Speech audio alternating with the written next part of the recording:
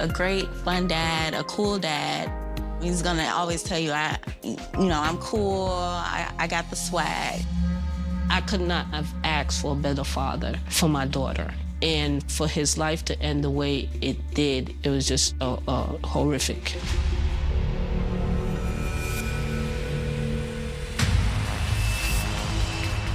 Firefighters discovered an unidentified body. Investigators immediately smelled the unmistakable scent of gasoline.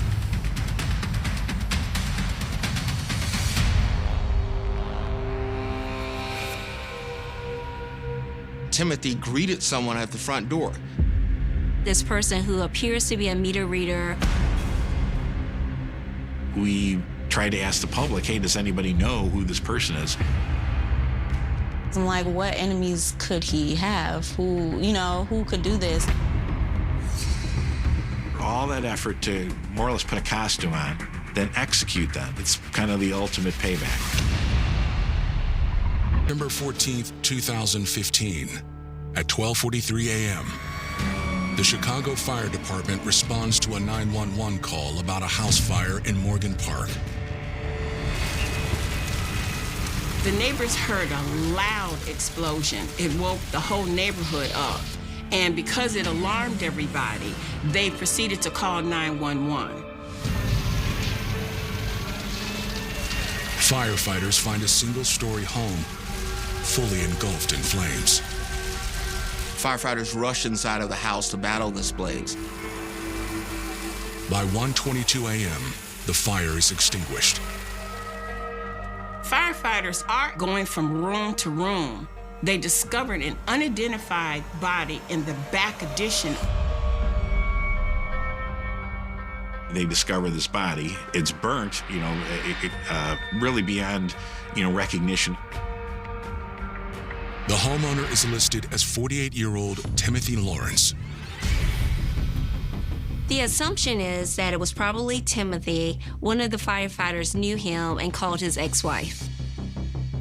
It was early in the morning, I would say probably 3:30 maybe. My phone rang and it was his cousin. He was a firefighter. And he was like, hey, we just got a call.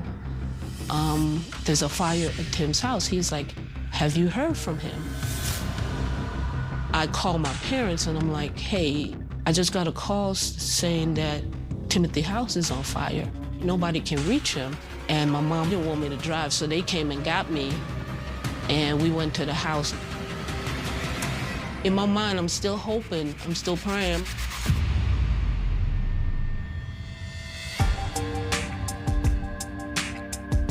Timothy Lawrence was born in Chicago on March 21st, 1967.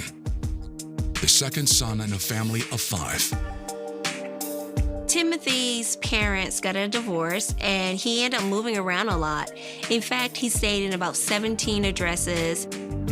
His father lived in Aurora, and Timothy spent quite a bit of time with his father. Timothy decided to enroll in high school in South Shore, where his grandmother resided.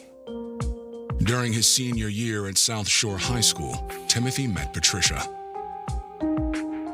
I remember it clearly. It was on the 63rd Street bus. He got on with a friend of his. I was sitting in the back of the bus, and he came up there, and him and his friends just started messing with me.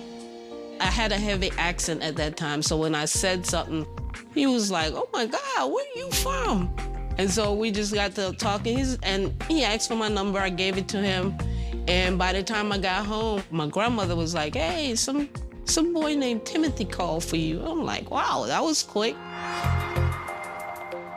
He was just a totally opposite person from me. He was more outgoing. He had so many friends where I was more of an introvert. So I think that's why we got along so well. I think I fell in love pretty quickly with him, and we just started hanging at every opportunity we got, and he was so ambitious.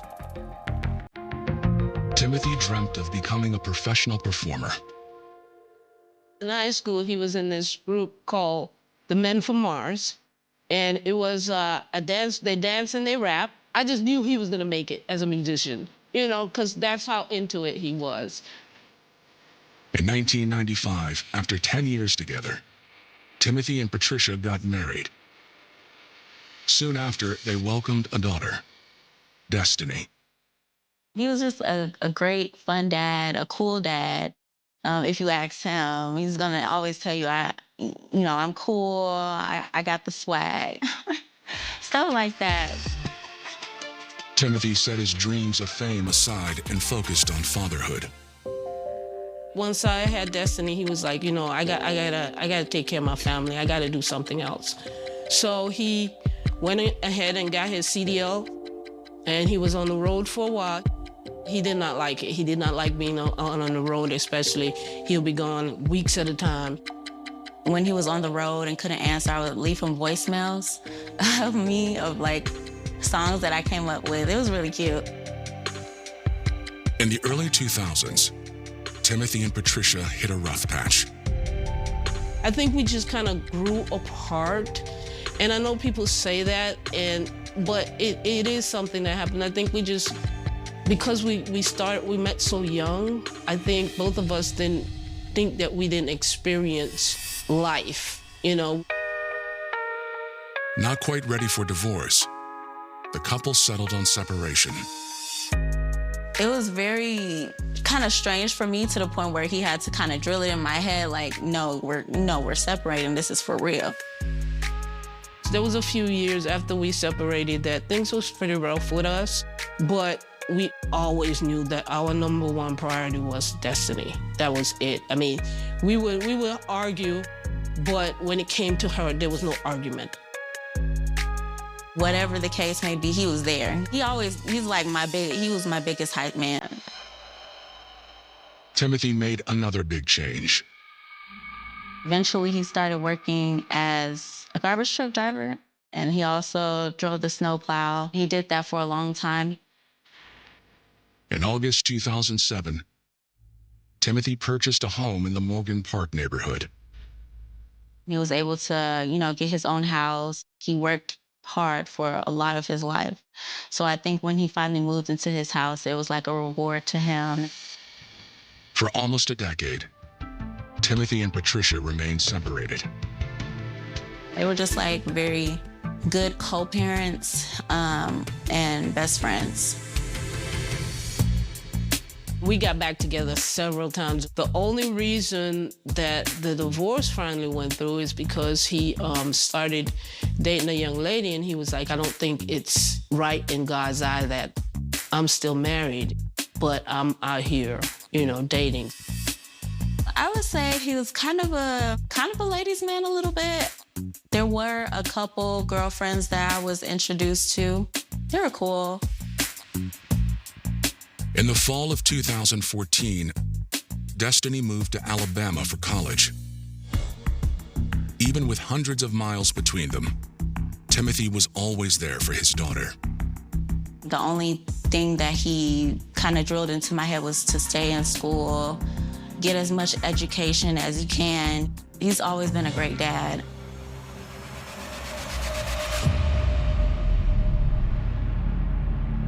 In the pre-dawn hours of September 14th, 2015, Timothy's house has been gutted by a fire. A body, presumed to be Timothy, has been found inside. Patricia arrives on the scene.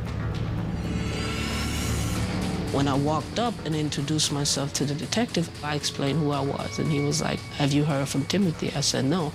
He was like, at this time, we're thinking that the body that was found was his. I just broke down, and in my mind, I'm thinking, this can't.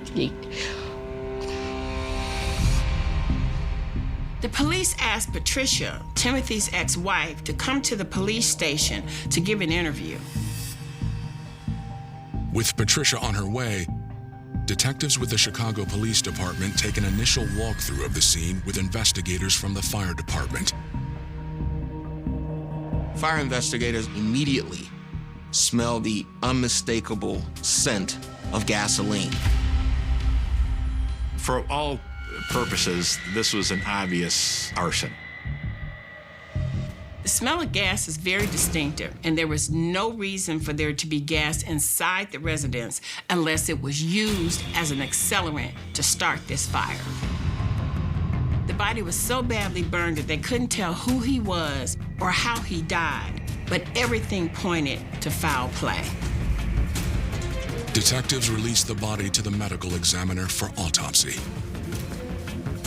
Investigators had a lot of questions still to answer, but one thing that was clear: this was now a crime scene.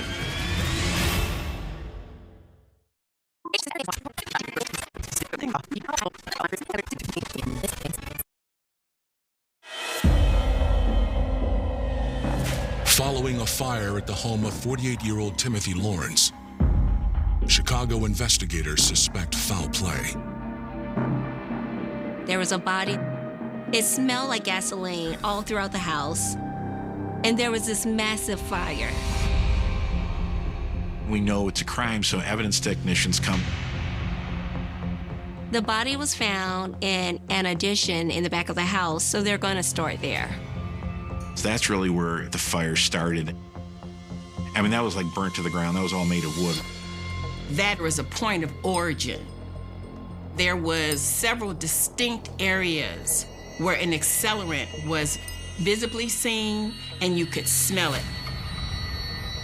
Because the fire was started where the body was found, that told law enforcement that whoever started that fire was trying to burn the body as well. A lot of people use arson to try to cover up the physical evidence because it does do a good job of burning up all those things. When things are burnt, there's no DNA, there's no fingerprints, it's gone. Investigators locate a potential source of evidence that wasn't destroyed. There were some external cameras on Timothy's residence. One on the garage facing the driveway, and another one on the porch facing the main entrance. The cameras are connected to a computer inside the house. The DVR was burnt up, and the hard drive and all the contents were melted. However, there was a sign that said protected by the particular security company and had a phone number. The provider's placard says, hey, call this number for assistance. That's the only possible hope. They reached out to the security company to see if they could obtain footage. They had to get a warrant, which could take a long time, but it could really pay off. Investigators look for more immediate answers. When anything like this happens, you do what's called a canvass. You knock on the doors. Hey, do you know who lived over there?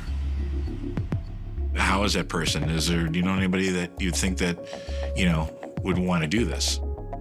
Many neighbors knew Timothy Lawrence and described him as a quiet man who was a good neighbor, kept to himself, and largely hung out with his own family. One of the neighbors points out that Timothy owns 3 cars, but only 2 were in his driveway. There's a dark color Buick LeSabre that's missing, and so the police issue a bolo to look out for the car. Detectives head back to the station. It's normal for the police to do a background investigation even on a victim. And they did conduct one, and they didn't find anything. He had a pretty clean history. Investigators speak with Timothy's ex-wife, Patricia. At first they thought, oh, was he into something illegal? Was he doing why he put cameras up and all that? I'm like, if y'all knew him, he was the furthest thing from doing anything illegal. Timothy had a nephew who had some brushes with the law, so law enforcement asked Patricia if there was any kind of connection there. They was like, do you think he's capable of doing something? Like maybe he came and asked for help and Timothy wouldn't help him. I hadn't seen the kid in years, so I did not know if he was capable. I didn't think so, but you start looking at everybody differently. You start looking at everyone sideways. Even people that you've known for years, even family members, you start thinking, okay, are they capable of this? Who would do this to him? Who would have such an animosity towards him to do that? Patricia couldn't think of anyone who might be after Timothy or want to hurt him. He was a hard-working family man. The next day, investigators attend the autopsy. The police still don't know 100% whether the body is Timothy or how he died. Because the body was burned so badly, it came down to the dental records, which confirmed that the body was in fact Timothy Lawrence's body. The autopsy also reveals Timothy's cause of death. When they examine the body, they can see that there's an obvious, bullet wound in the back of the skull. It was determined that he was killed by a medium caliber bullet to the left side of his head. This is a homicide, and it was an intentional arson and killing. Detectives shared the news with Timothy's family.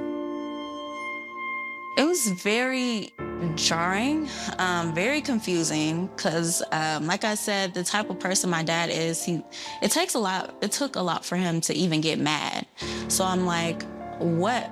It just was confusing to me, because I'm like, what enemies could he have? Who could do this? It was hard, especially with Destiny. I mean, it was to the point where we couldn't be out of each other's sight. And all I was trying to do is be as strong as possible for her without her seeing me breaking down. I would go in the bathroom and I would cry just so that she don't see me crying. 2 days after the fire, investigators get a potential break when Timothy's missing Buick is found abandoned 2 blocks from his home. Whoever took the car could know something or could be responsible, so it was really important for law enforcement to process the car carefully. And then evidence technician comes and processes that car. So the exterior for fingerprints, the interior for fingerprints and biological material. They didn't find any fingerprints in the car. That's usually a quicker result, but they also processed the car for DNA. That, however, takes longer to find out. A few days later, investigators receive a response from Timothy's security company. So the detectives hear from the security company and find out that they are able to pull that security footage. That is fantastic news. Detectives start from the beginning, watching video from weeks before the fire. You start watching all the different video clips, and remember it's motion sensor, so the car goes by, the mailman comes and delivers mail, the kid kicks a soccer ball. You got to watch that. We tease and say it's a game of duck, duck, goose, right? You're like duck, duck, and then go, wait a minute. That was really the turning point in this case.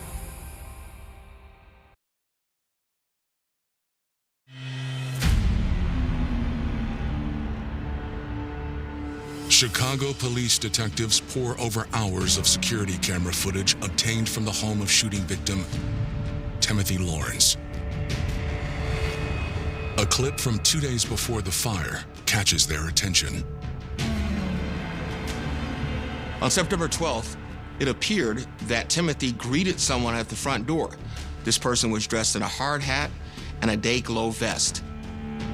He had what it looks like an iPad or some sort of tablet in his hand, and he's also carrying a satchel. The other camera in the back catches him walking to the back, and then you see him talking to someone in the window. Moments later, Timothy Lawrence walks out of the backside room and talks with this individual. This individual seems to be pointing around and looking, and then they go into that residence. An hour later, the camera picks up the supposed utility worker leaving the home. He no longer has on his hard hat or his day-glow vest, but he has on a t-shirt that says, "I'm that dude," as well as a bandage over one of his hands. In both videos, the police can't really see this individual's face, but what they can see is that he has on a very distinct t-shirt. Then, investigators see what happened to Timothy's Buick. And he gets in the victim's car, Timothy Lawrence's car, and leaves. For 2 days, there's no sign of this man, but more importantly, no sign of Timothy. Then on the 14th, Timothy's vehicle returns. The quality is good enough where you can make out the license plate of the car, and you know the shape of the car. It's the same guy driving, but he's not alone. There's someone else with him now. The recording picked up two men headed towards the front door with a gas cannon. One guy has a skull cap on, like a knit hat, and some other clothing. But if you watch the video, he never looks at the camera, and he doesn't give a side profile to the camera. He takes out the two large gas containers. The other person gives a pretty decent side profile, is much taller. The suspects use a key to get inside of the home. So now the police have not one, but two suspects that they're looking for in connection with this crime. And then it goes dead. Someone disabled the power. It ended just before the fire was reported. Someone was thinking that, hey, I'm going to unplug, it's not going to work anymore, and right before he set the fire. And he's like, I don't care because it's all going to get burned up. He didn't know it was in the cloud. Timothy was not seen again after he let the person dressed as the meter man inside his home. It looks like the first man in the utility uniform came, killed Timothy, left, and came back later with an accomplice to burn the place down. After you look at this information, what do you then do? Okay, I know this person went and got, an accelerant, some gasoline. Investigators look at Timothy's credit card activity. The police discovered on September the 13th that somebody using Timothy Lawrence's credit card purchased gasoline in the amount of $28.76 from a local gas station. That is the day before Timothy's home burned down, but it's the day after the mysterious meter reader visited Timothy's home. The person who did it stole Timothy's credit card, used it to buy gasoline, to then burn down the house to cover up the crime. Police visited the gas station and interviewed the service manager who was on duty at the time. Unfortunately, however, he's unable to identify the potential suspects, and there's no surveillance video. On January 3rd, 2016, police widened their search by releasing stills from the videos to the public. There was a time out there that we kind of hit a dead end, and we tried to ask the public, hey, does anybody know who this person is? No one comes forward, and his family doesn't recognize them. They have what they think are actual pictures of the persons responsible, but they have no idea who they are. Months pass, and the men remain unidentified. At that time, it seemed like, oh my God, it's been years almost. It just seemed so long. In reality, it was just a few months. But while you're going through that process, it just seems like a long time. I was worried about that because, a lot of crime and murder that happens in Chicago, it can go unsolved. It can never be solved. 9 months after the fire, on July 21st, investigators finally received the results of the forensic testing from Timothy's recovered Buick. DNA is discovered on the pair of eyeglasses that are found inside of the vehicle. DNA leads police to a 42-year-old Chicago resident who has a long criminal history. His name is Willie Bell.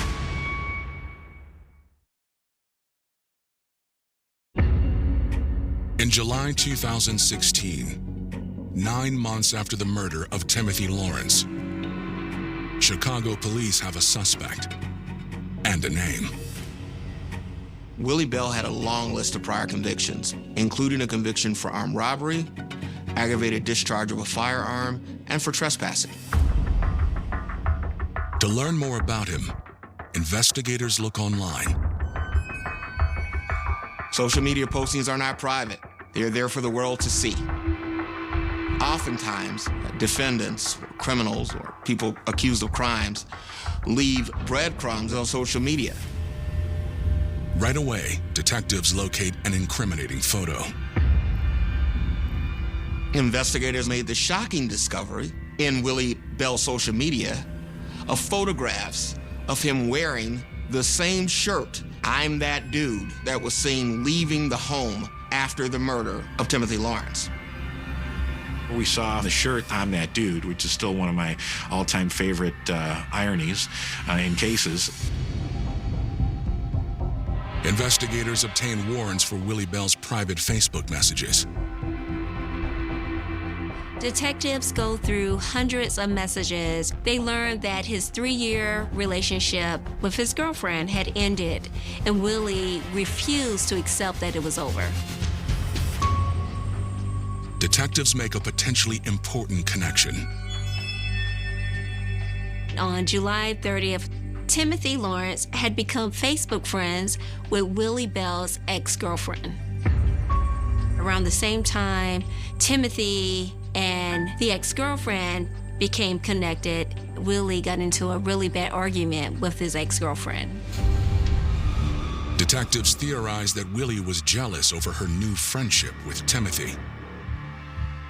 He amped up his efforts to get in touch with her. Willie Bell even got creative and found other ways to contact her through social media. She had blocked him because of these attempts, but he used other social media accounts in order to get in touch with the ex. She finally communicated with him and seemed to have indicated that she was interested in someone new. So the only connection that the police can find is this woman between Willie Bell and Timothy Lawrence. And it looks like Willie Bell thinks that Timothy Lawrence is the person that has replaced him. You know, you can feel the rage starting when he's learning about, this other relationship. You could see it building. Willie Bell went through multiple sort of diatribes on social media, expressing his frustration with the loss of the relationship and expressing frustration with the new person that was in his ex-girlfriend's life. Murders have occurred based on jealousies or disruptions in relationships since the beginning of time. Timothy's family members know of the woman, but say the relationship wasn't serious. In fact, it was barely a relationship at all. From what I understand, Timothy was on his normal garbage route, and he saw her trying to get a car seat in her car. So he stopped the truck and helped her, and that really sparked that relationship where, hey, this person's a nice guy, and they started talking. Investigators interview the woman. You know by talking with her just in a few couple minutes that this is not someone that's gonna conspire with somebody to murder. So the investigators think that Willie Bell actually believed that the relationship with his ex and Timothy was a lot more than what it really was. And it was driving him so crazy that he went after this man who wasn't even the rival that he thought he was.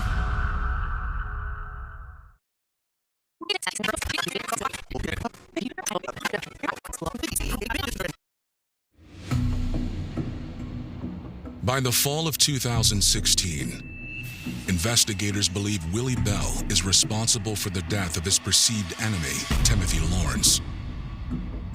Investigators believe that on his visit to Timothy's home, Willie Bell shot his romantic rival in the head, stole his credit cards, and stole his vehicle.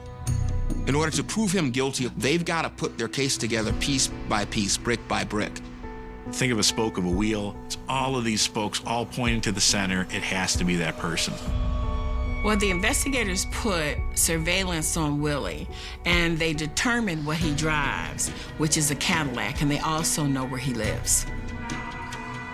While we were building the case, we kind of kept an eye on him there and also at his residence. That was on the way for two of us three to work every day, and we would just make sure that Cadillac is still there and he's still not in the wind. Investigators learned that Willie Bell is employed as a truck driver. There is no record of Willie Bell working as a meter reader in Chicago or anywhere else. Authorities believe that he had purchased the Dayglow vest and the helmet as a ruse to get into the home of Timothy Lawrence. Timothy Lawrence, being oblivious to what was going on, readily invited this meter reader into his home. That leads them to canvass a local hardware store to see if they can find where Willie purchased this costume that allowed him to gain access into Timothy's home.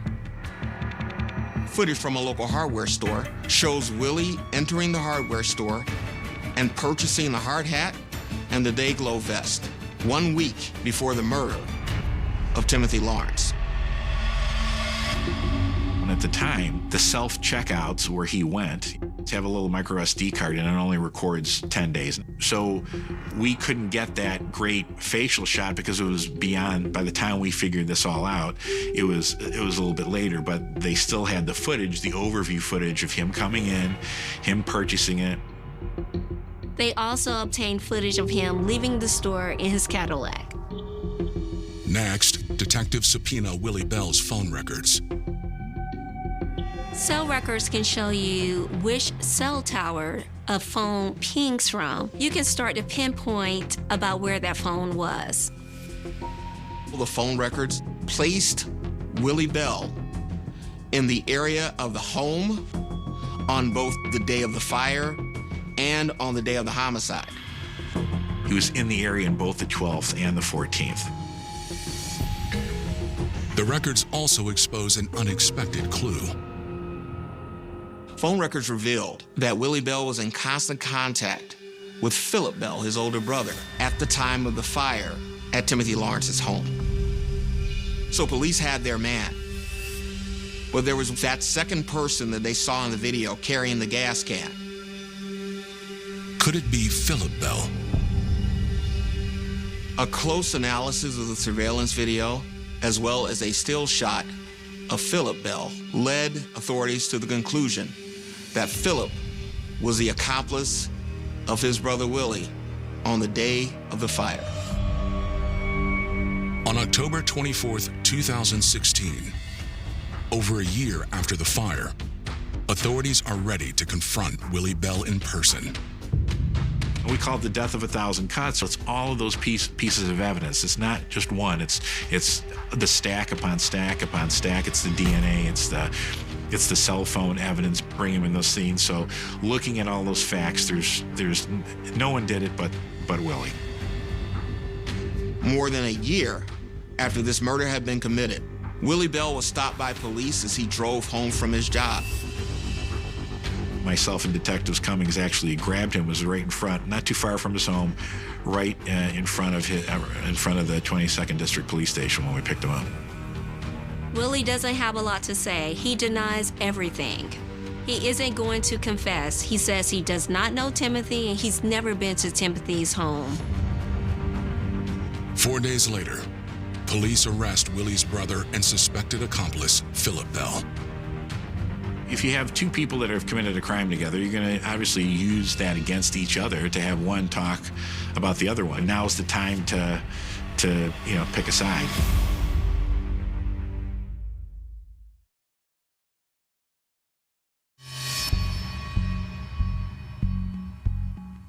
Chicago investigators interview Philip Bell regarding the shooting of Timothy Lawrence.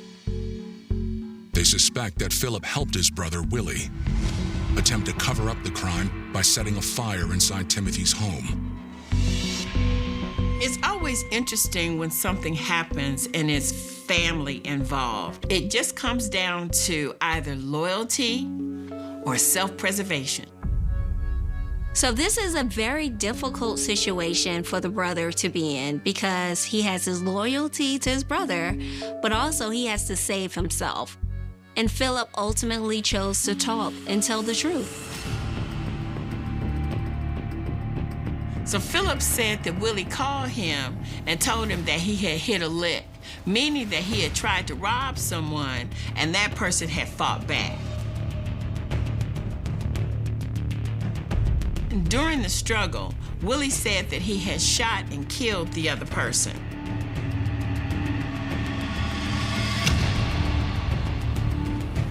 Philip advised him, you can't leave it like that. You have to burn it down. And Philip agreed to help. Philip looked beyond the fact that he may have been involving himself in a crime and was loyal to his family, a decision that he will forever regret. Philip tells investigators that on September 13th, he went with his brother to Timothy Lawrence's home. Philip told authorities that he and Willie went inside of the home, doused it with gasoline. Philip admits to stealing a laptop computer and a camera before leaving the home and setting it ablaze. The brothers then quickly fled the home as it became engulfed in flames. Philip says he didn't know about it until later when he heard about the crime on the news, that his brother had killed Timothy Lawrence out of jealousy. Since the night of the fire, he says that he and Willie have never discussed what happened. Investigators charge Willie with premeditated murder. Willie Bell was charged with first-degree murder, concealment of a homicidal death, home invasion, residential arson, and possession of a stolen motor vehicle. When you see that he goes through all that effort to more or less put a costume on, to get someone inside their house, then execute them, then come back days later and torch the place to make sure they're not caught, it's kind of the ultimate payback. Even so, justice is anything but swift.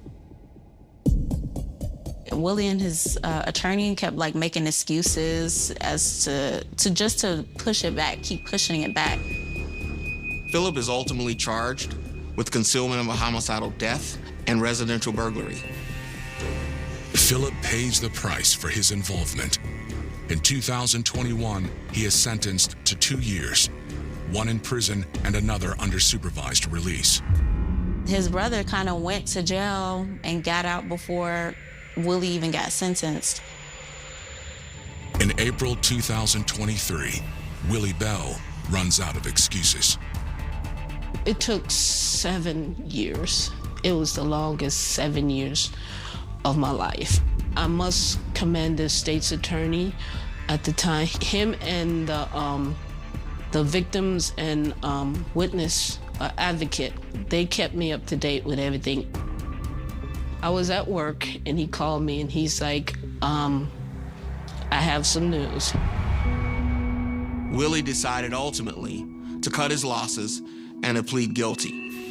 He pled guilty to 1 count of first-degree murder and received a sentence of 28 years in the Department of Corrections. If it was left up to me, personally, he would rot in jail for the rest of his life. And he could still, because, ain't no telling what happens while they're in prison. So it could be a life sentence to him, but to me, it wasn't long enough. It was not long enough. Whether or not justice was served is really up to the family of the deceased. He suffered a tragic, horrible death that he did not deserve. My fondest memory of him was, just him always being there for everything when it came to Destiny. Everything, every show, every performance, anything that has to do with his pie, he was there. And I could not have asked for a better father. On the morning of August 30th, 2010, the town of Orangeville, Ontario, woke up exactly as it always had. The streets were quiet. The air carried the last warmth of a Canadian summer. Store owners unlocked their doors. Office workers poured coffee into travel mugs and climbed into their cars. Parents rushed children toward school. Nothing seemed unusual. Nothing seemed wrong.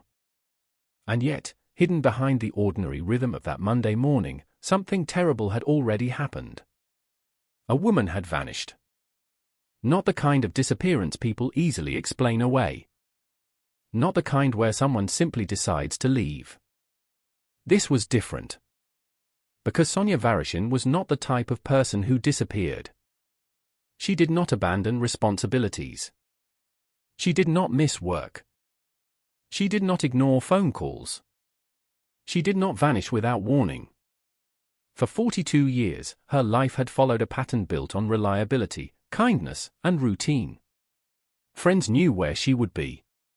Family knew when she would call. Colleagues knew they could depend on her. Then, suddenly, she was gone. At first, nobody knew exactly what they were looking at. A missed shift. A few unanswered calls.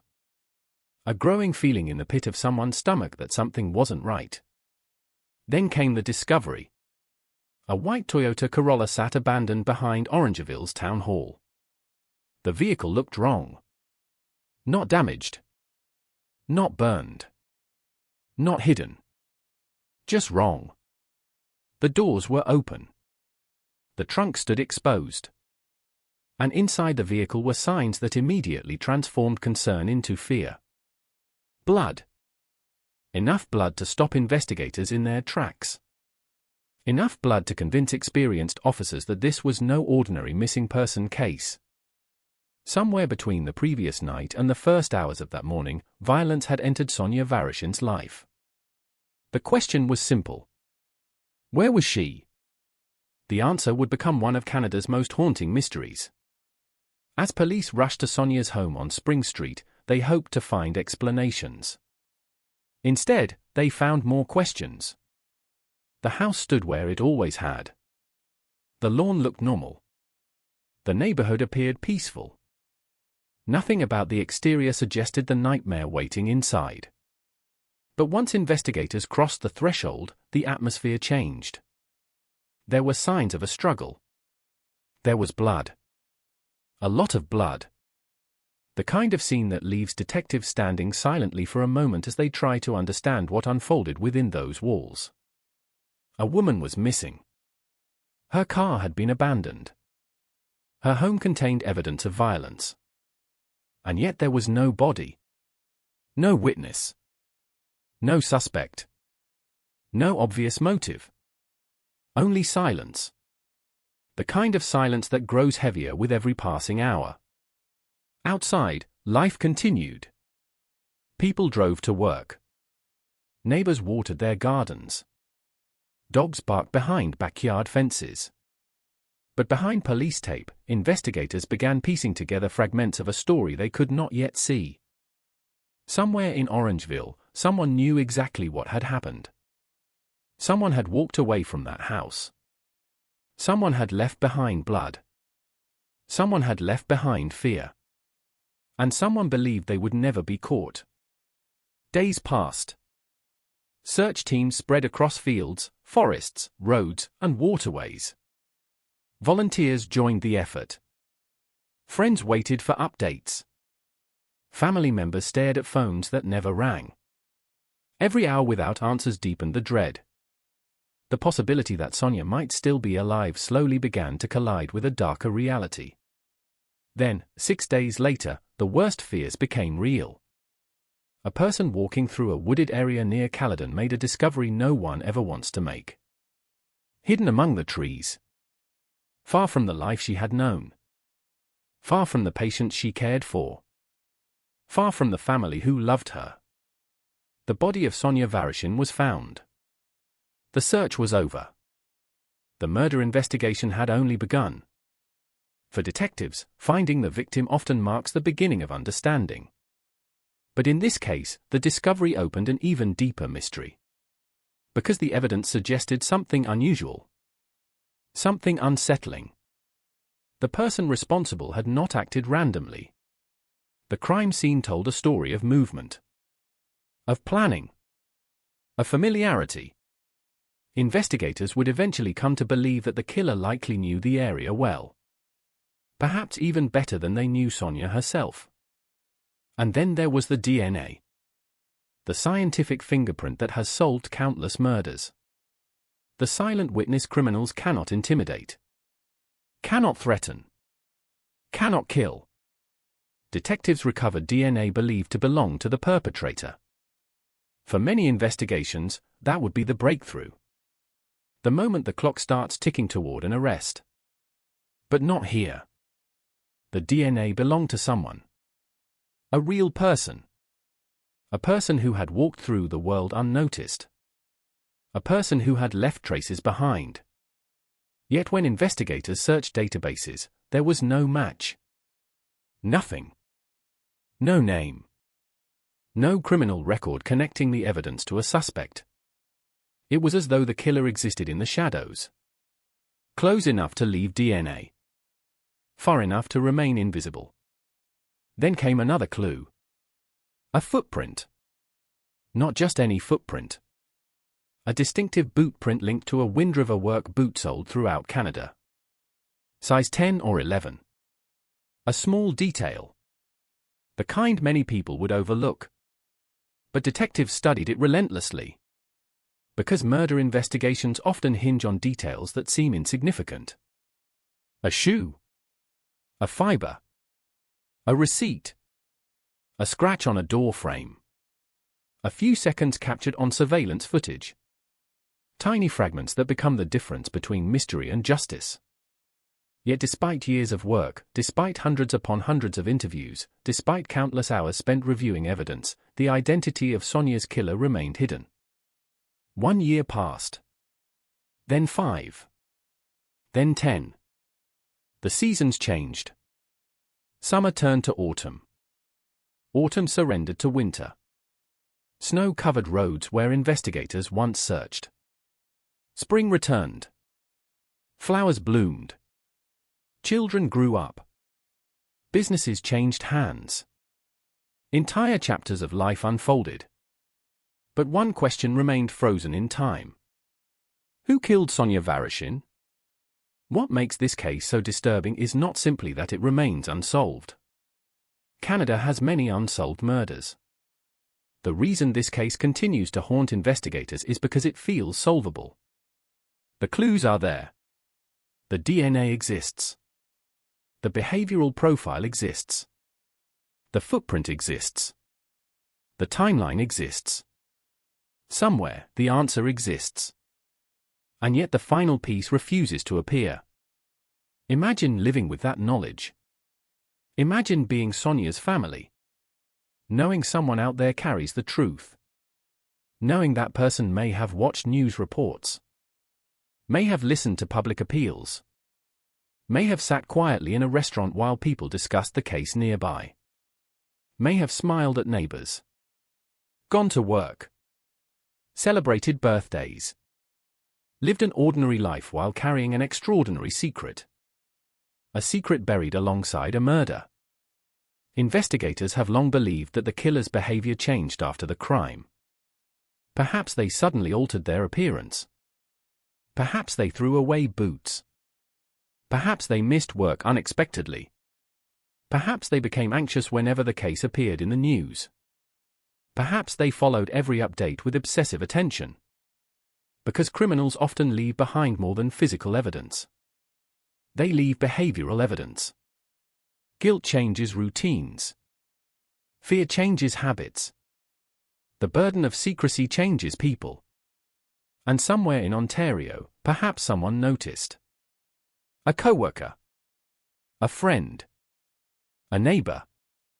Someone who saw a change but never understood its significance. Because sometimes the most important clue isn't hidden in a laboratory. Sometimes it's hidden inside a memory. A conversation recalled years later. A strange comment. An unusual absence. A look that suddenly makes sense. As you listen to this story, remember something important. This is not merely a mystery. This is not simply a puzzle waiting to be solved. At the center of every clue, every search warrant, every press conference, and every unanswered question was a real human being. A woman who dedicated her life to caring for children. A daughter. A sister. A friend. A nurse. A woman who expected to wake up on August 30th and continue living the life she had built.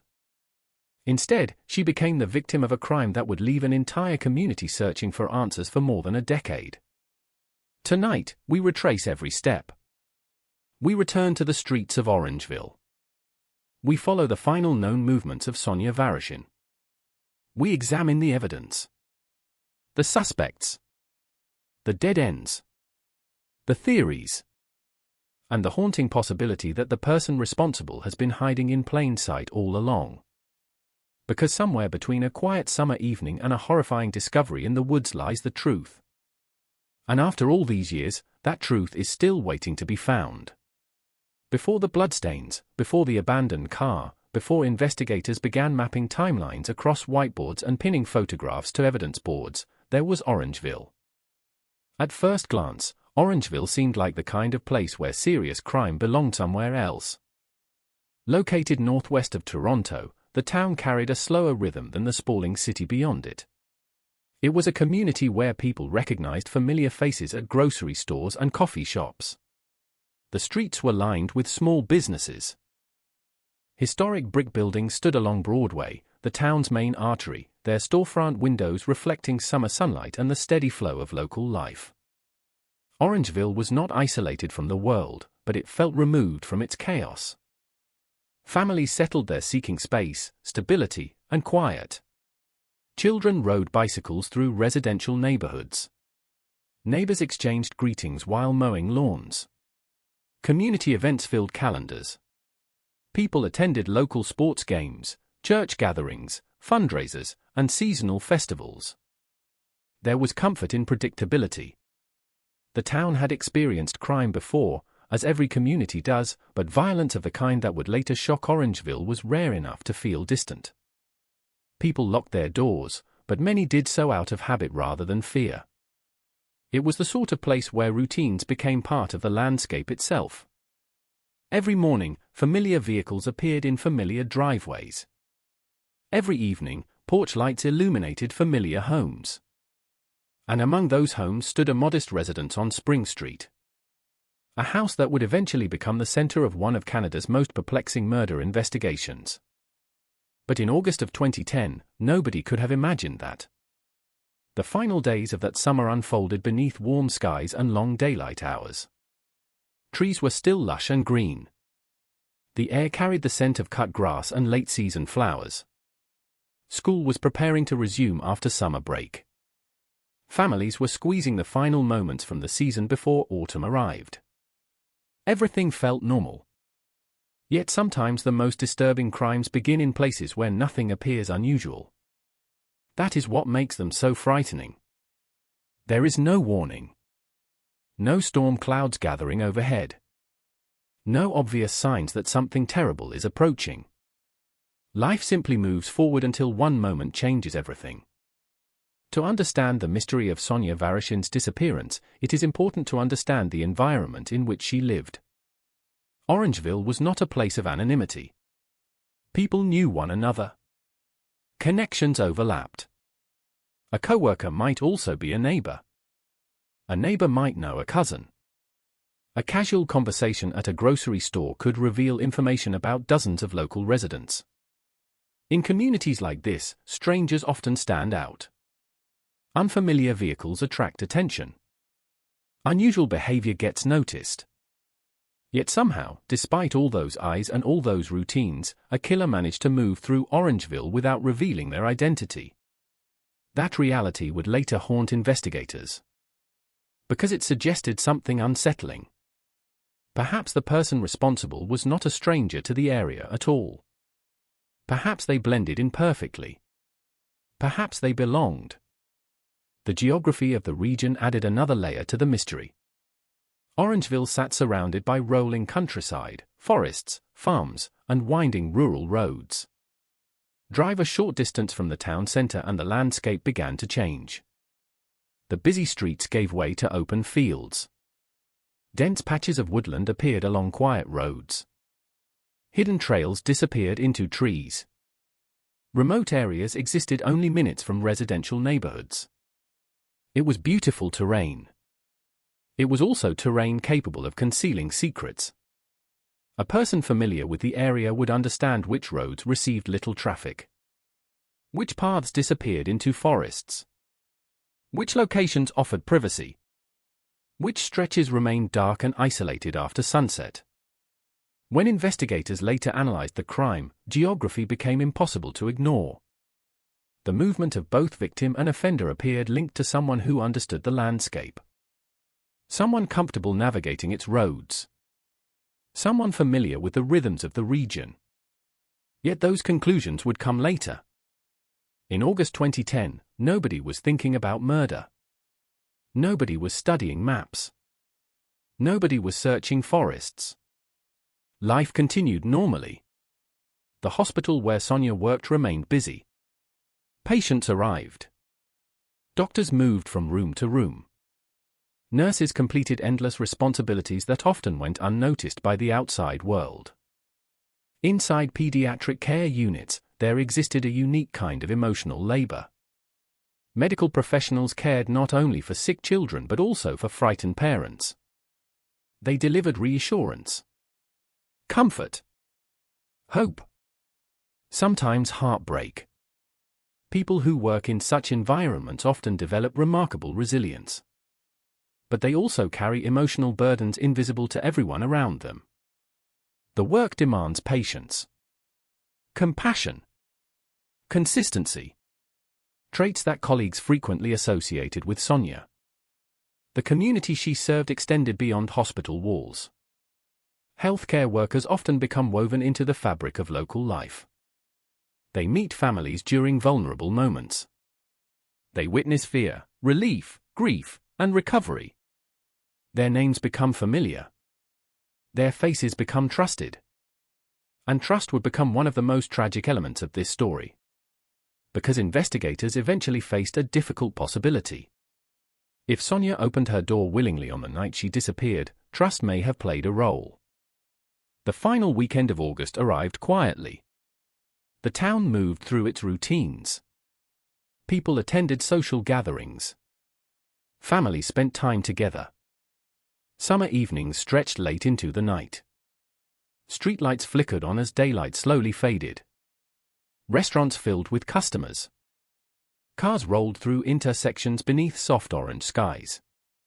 Nothing appeared out of place. Yet somewhere within those ordinary hours, events were already moving toward a devastating conclusion. The challenge for investigators would later become separating the meaningful moments from the meaningless ones. A passing vehicle. A casual encounter. A phone call. A sighting. Which details mattered? Which were simply background noise? Every murder investigation begins with uncertainty. Detectives do not start with answers. They start with fragments. And in Sonia's case, many of those fragments were buried beneath the ordinary nature of her life. There were no public reports of dangerous enemies. No dramatic conflicts. No obvious threats. No pattern suggesting she was living in fear. The absence of a clear motive would become one of the most frustrating aspects of the case.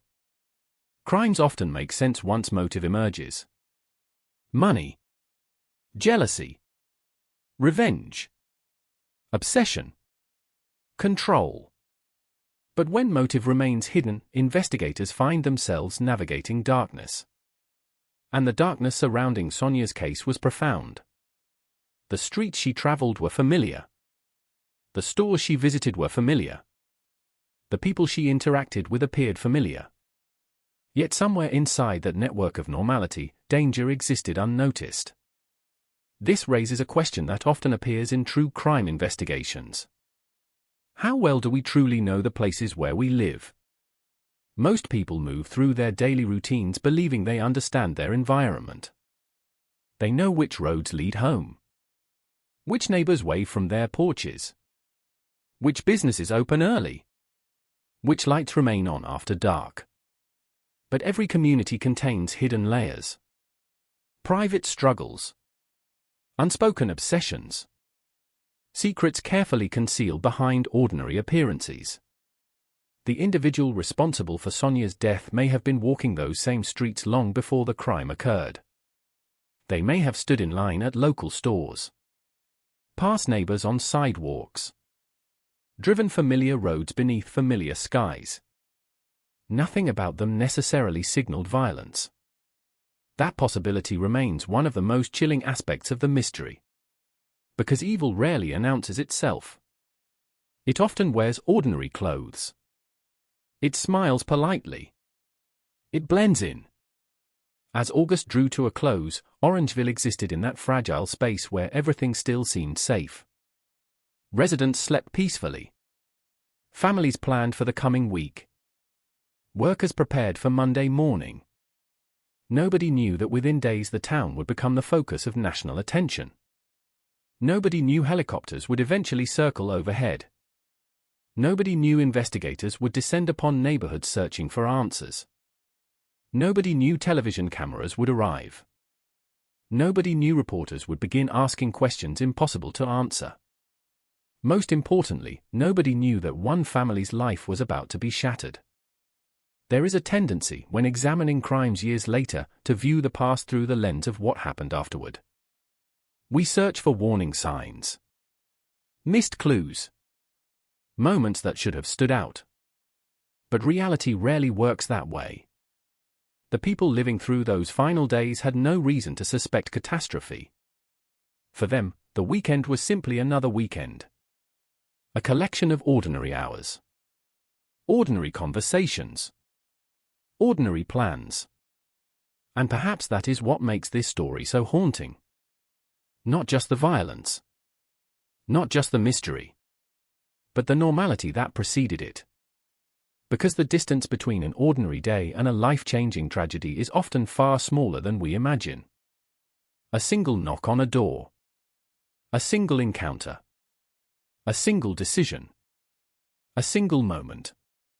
The setting for this story was not a dark alleyway in a dangerous city. It was a peaceful Canadian town preparing for another week. A place where neighbors recognized each other. Where routines felt dependable. Where life seemed predictable.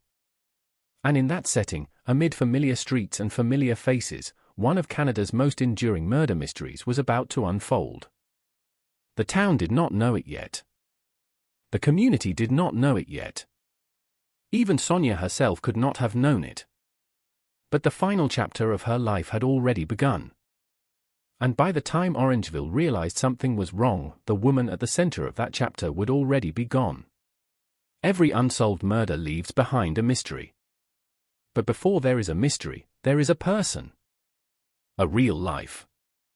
A collection of memories, routines, dreams, disappointments, and relationships that existed long before police reports and newspaper headlines reduced everything to a single tragic event. For investigators, evidence becomes the path toward answers. For families, memories become the way they keep a loved one alive. And for Sonia Vareshin, those memories painted a picture far different from the dark circumstances that would eventually surround her name. Long before detectives studied bloodstains inside her home, Sonia was simply known as a woman who cared deeply about other people. She was not famous. She was not wealthy. She did not live a life that attracted public attention. In many ways, she represented the kind of person every community depends upon but rarely celebrates enough. The people who quietly show up every day. The people who help others. The people who carry responsibilities without seeking recognition. Those who knew Sonia often described a woman whose life revolved around compassion.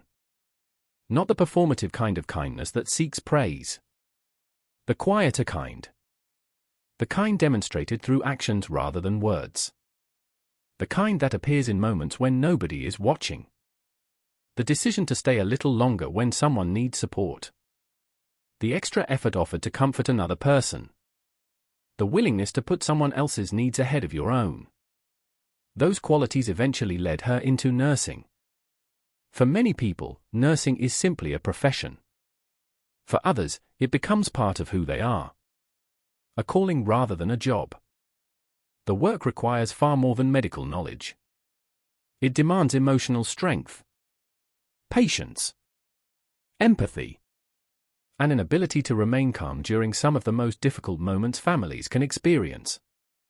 Sonia worked as a pediatric nurse. Every day she found herself in an environment filled with contrasts. Joy and fear. Recovery and uncertainty. Hope and heartbreak. Children arrived frightened. Parents searched desperately for reassurance. Doctors delivered news that could change lives forever. Through it all, nurses stood at the center of the experience. Sometimes offering treatment. Sometimes offering comfort. Sometimes offering both. Imagine walking into a hospital room where a child is scared and a parent is exhausted. Machines beep softly in the background. The atmosphere feels tense. The future uncertain. Then someone enters the room carrying not only medical expertise but also calmness. A person capable of making a difficult situation feel slightly more manageable. That was often the role Sonia played. The impact of such work is difficult to measure. Patients remember faces. Families remember voices. Years later they may forget specific treatments, but they remember how someone made them feel during moments of vulnerability. That legacy rarely appears in official records. It lives in memory. The people Sonia helped may never fully know how much she mattered to them. Yet after her disappearance, many would realize exactly how much her presence had touched their lives. Outside of work, Sonia maintained close ties with family. Family relationships often reveal the truest version of a person. Professional success can create one image. Public appearances can create another. But family sees the ordinary moments. The everyday version. The person who laughs at familiar jokes. The person who calls to check in. The person who remembers birthdays and holidays. The person who remains connected even when life becomes busy. Those closest to Sonia knew her as dependable. The word surfaced repeatedly in descriptions of her character. Dependable. Simple on the surface. Yet incredibly significant. Dependability means consistency. It means showing up when expected. Returning calls. Keeping commitments. Maintaining routines. It means becoming someone others trust. That trust would later become one of the strongest indicators that something had gone terribly wrong. Because when Sonia failed to appear where she was expected, people noticed. Immediately. Not days later. Not weeks later. Immediately. The absence itself became alarming. There are people whose disappearance might initially be explained away. Someone who enjoys spontaneous travel. Someone known to vanish for periods of time. Someone whose lifestyle involves unpredictability. Sonia was not that person. Her life contained structure. And structure leaves traces when it suddenly breaks. The routines that once seemed ordinary became crucial after her disappearance. Co-workers recognized deviations. Family members recognized deviations. Friends recognized deviations. The very consistency that defined her life became evidence that something was wrong. As investigators later reconstructed her final days, they encountered a woman who appeared to be living a relatively normal life. No public signs of crisis. No obvious indications of danger. No documented enemies waiting in the shadows. This absence of conflict became one of the most frustrating elements of the investigation. Criminal cases often begin with motive. A failed relationship. A financial dispute. A personal grudge. A history of threats. Something that points investigators toward a logical explanation. In Sonia's case, there appeared to be very little of that. Instead, detectives faced a troubling reality. The victim seemed genuinely liked. People respected her. Trusted her. Valued her. The image that emerged was not one of someone surrounded by hostility. It was the image of a woman woven into her community through kindness and care. And yet someone chose her. Someone entered her life and transformed it into a crime scene. The contradiction remains difficult to understand. How does a woman known primarily for helping others become the victim of such violence? That question continues to linger over the case. In the weeks and months following her death, friends and colleagues struggled to reconcile two versions of reality. The Sonia they knew, and the Sonia whose name now appeared in news reports discussing blood evidence, homicide investigations, and unanswered questions. Those realities felt incompatible. Yet both were true. One represented the life she lived. The other represented the tragedy that ended it. To understand why this case resonated so deeply throughout Canada, it is necessary to appreciate who Sonia was beyond the investigation. Many homicide victims become known primarily through the details of their deaths. The crime overshadows everything else. Newspaper articles focus on evidence. Television reports focus on suspects. Public discussion focuses on mystery. Gradually the person disappears behind the case. What remains is the puzzle. But Sonia was never simply a puzzle. She was a daughter, a sister, a friend, a nurse, a woman who had spent decades building relationships and earning trust. Every person who loved her carried a unique version of her memory.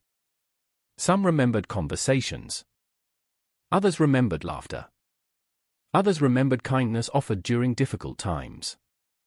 Collectively, those memories created a portrait far richer than any police file could capture. There is another reason understanding the victim matters. Victimology often provides insight into a crime. Investigators study routines, habits, relationships, and lifestyle because those details sometimes reveal why someone became a target. The victim's life becomes a roadmap. Who did they know? Where did they go? What patterns existed? Did anyone pay unusual attention to them? Did anyone harbor hidden resentment? Did anyone become obsessed?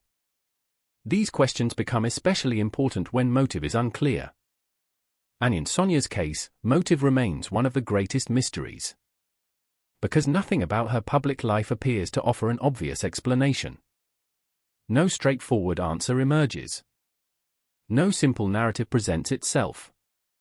Instead, investigators found themselves examining a life that seemed remarkably ordinary. And perhaps that is exactly what makes the case so unsettling. Ordinary people often believe extraordinary violence happens elsewhere. To someone else. In another neighborhood. In another city. To individuals connected to dangerous circumstances. Sonia's story challenged those assumptions. She represented normalcy. Responsibility. Compassion. The kind of life many people recognize in themselves or in someone they know. Her murder forced an uncomfortable realization. Sometimes victims are chosen for reasons that remain hidden. Sometimes danger arrives without warning. Sometimes there is no visible path leading toward tragedy. As the final weekend of August 2010 approached, Sonia likely saw her future much as anyone else would. Work responsibilities. Family connections. Plans for the coming week. Small concerns and ordinary expectations. The countless details that fill everyday life. Nobody wakes up expecting their life story to end. Nobody wakes up expecting to become the center of a murder investigation. And yet that is where Sonia's path was leading. Unknown to her. Unknown to everyone who cared about her. The days before her disappearance carried no visible sign of what was coming. The sunlight still warmed the streets of Orangeville. Cars still moved through town. Families still gathered. Life continued. Meanwhile, somewhere beyond sight, events were already aligning toward disaster. Perhaps the person responsible had already been watching. Perhaps they had already formed intentions. Perhaps they had already begun planning. Or perhaps circumstances unfolded suddenly and unpredictably. Investigators would spend years trying to determine which possibility was true. But one fact remained constant. At the center of every theory stood Sonia herself. Not merely as a victim, but as a person whose life deserved to be remembered. When people discuss unsolved murders, they often focus on the unknown perpetrator. The mystery becomes the attraction. The unanswered questions become the story. Yet the most important story is often the one that existed before the crime. The life interrupted. The future stolen. The relationships left behind. That is the story of Sonia Vareshin. A woman whose reputation was built not on scandal or controversy but on compassion. A woman whose daily work involved helping vulnerable children. A woman whose disappearance immediately alarmed those who knew her because vanishing without explanation was completely out of character. A woman whose absence created a void felt throughout her family, workplace, and community. And as August 29, 2010 drew to a close, nobody around her realized they were witnessing the final ordinary hours of her life. The routines remained intact. The future still seemed certain. Tomorrow still existed. But hidden beyond those assumptions was a reality that neither Sonia nor those who loved her could see. A reality waiting just beyond the horizon. A reality that would soon transform a respected nurse into the victim of one of Canada's most haunting unsolved murders. The final known day of Sonia Vareshin's life began without any indication that it would become the starting point of a mystery that would endure for decades. August 29, 2010 was a Sunday. The summer was beginning its slow transition toward autumn, but the season still lingered across southern Ontario. The air remained warm. The trees were still green. The daylight stretched comfortably into the evening hours. For most people in Orangeville, it was an ordinary day. Families gathered. Friends visited one another. People prepared for the start of another work week. Somewhere among those ordinary routines was Sonia. At 42 years old, she had built a life defined by responsibility and consistency. The coming Monday would bring another day of work, another shift, another set of patients depending on her care. Nothing suggests she expected anything unusual. Nothing suggests she feared for her safety. Nothing suggests she believed she was approaching the final hours of her life. That reality would later become one of the most heartbreaking aspects of the case. Whatever happened to Sonia appears to have arrived unexpectedly. Without warning. Without time to prepare. Without the opportunity to understand the danger that was approaching. On that Sunday, Sonia spent time with family before returning home to Orangeville. It was a routine activity. The sort of ordinary family visit that happens every day in communities across Canada. People say goodbye. They discuss plans for the coming week.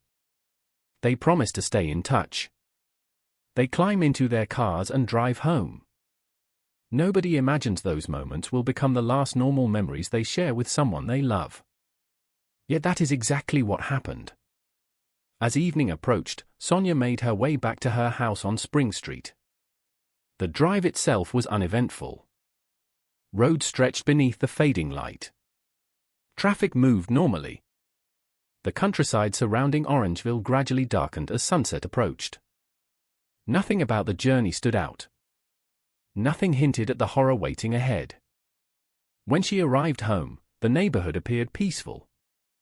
The houses stood quietly beneath the evening sky. Porch lights began to glow. Televisions flickered behind curtains. Dogs barked occasionally in distant backyards. The familiar sounds of residential life filled the air. Somewhere nearby, neighbors were likely finishing dinner. Others were preparing for bed. Children were settling down before school resumed. Life moved forward exactly as expected. Then, at some point during the night, everything changed. Investigators would spend years attempting to reconstruct those missing hours. What happened after Sonia returned home? Who entered her life? How did an ordinary Sunday evening become a homicide investigation? The answers remain frustratingly incomplete. What investigators eventually discovered suggests that violence erupted inside Sonia's residence. The evidence indicated a struggle. Blood was found inside the home. Not a minor injury. Not a small accident. The amount of blood immediately alarmed investigators. Experienced detectives understood what they were seeing. Whatever had happened inside that house was serious. Very serious. Yet because nobody witnessed the event, the exact sequence remains hidden. The house itself became a silent witness. Its walls had seen everything. Its rooms held secrets. But houses cannot speak. They preserve traces. Nothing more. Detectives later walked through those rooms attempting to imagine the final moments. Perhaps Sonia was relaxing after returning home. Perhaps she was preparing for work the following day. Perhaps she was reading. Watching television. Talking on the phone. Completing one of the countless ordinary tasks that fill a Sunday evening. Then came the interruption. A knock at the door. A familiar face. An unexpected visitor. Or perhaps someone entered another way. Investigators considered countless possibilities. The challenge was determining which one matched reality. One detail attracted particular attention. Authorities reported no obvious signs of forced entry. That fact may seem small, but in criminal investigations, small details often carry enormous significance. Forced entry tells one story. Its absence tells another. A shattered door suggests confrontation from the beginning. A willingly opened door suggests trust. Familiarity. Comfort. Or perhaps manipulation. If Sonia allowed someone inside, who was that person? A friend? An acquaintance? Someone she recognized? Or someone capable of appearing harmless long enough to gain access? Those questions remain unanswered. What investigators do know is that violence appears to have occurred inside the home. At some point, the situation escalated. The peaceful evening ended. A struggle began. Fear entered the scene. The exact details remain known only to two people. One of them is dead. The other has never been identified. Imagine the contrast. Hours earlier, Sonia was spending time with family. Hours later, evidence suggested she was fighting for her life. That sudden transition from normalcy to terror is difficult to comprehend. Yet it exists at the center of countless violent crimes. One moment life feels secure. The next moment everything changes. The timeline grows even more disturbing when investigators consider what happened afterward. Because the crime did not end inside the house. Evidence suggests movement. Transportation. An effort to remove Sonia from the location. This was not a situation where authorities discovered a victim immediately after the attack. Instead, Sonia vanished. That disappearance transformed the case. At first, investigators were not searching for a murder victim. They were searching for a missing woman. And missing person investigations always contain a fragile hope. Perhaps the individual is alive. Perhaps they are injured. Perhaps they will be found. Perhaps there is still time. That hope would persist during the earliest stages of the investigation. But the evidence discovered later would gradually darken the picture. As night turned into morning, another crucial event occurred. Sonia failed to appear at work. For many people, missing a shift might not generate immediate concern. Schedules change. Emergencies happen. People oversleep. Life becomes complicated. But Sonia's co-workers knew her? They understood her habits. Her professionalism. Her reliability. The absence stood out. Something was wrong. As concern grew, attempts were made to reach her. Calls went unanswered. Messages received no response. The silence became increasingly troubling. Meanwhile, somewhere in Orangeville, another discovery was waiting to be made. A white Toyota Corolla. Sonia's vehicle. Abandoned. Alone. Left behind near Town Hall. The sight immediately raised alarms. Cars do not simply abandon themselves. People leave them. And when investigators examined the vehicle, the situation became dramatically more serious. The doors were open. The trunk was open. Blood was present. The scene projected urgency. Confusion. Violence. It looked wrong in a way that experienced investigators instantly recognize. Something terrible had happened.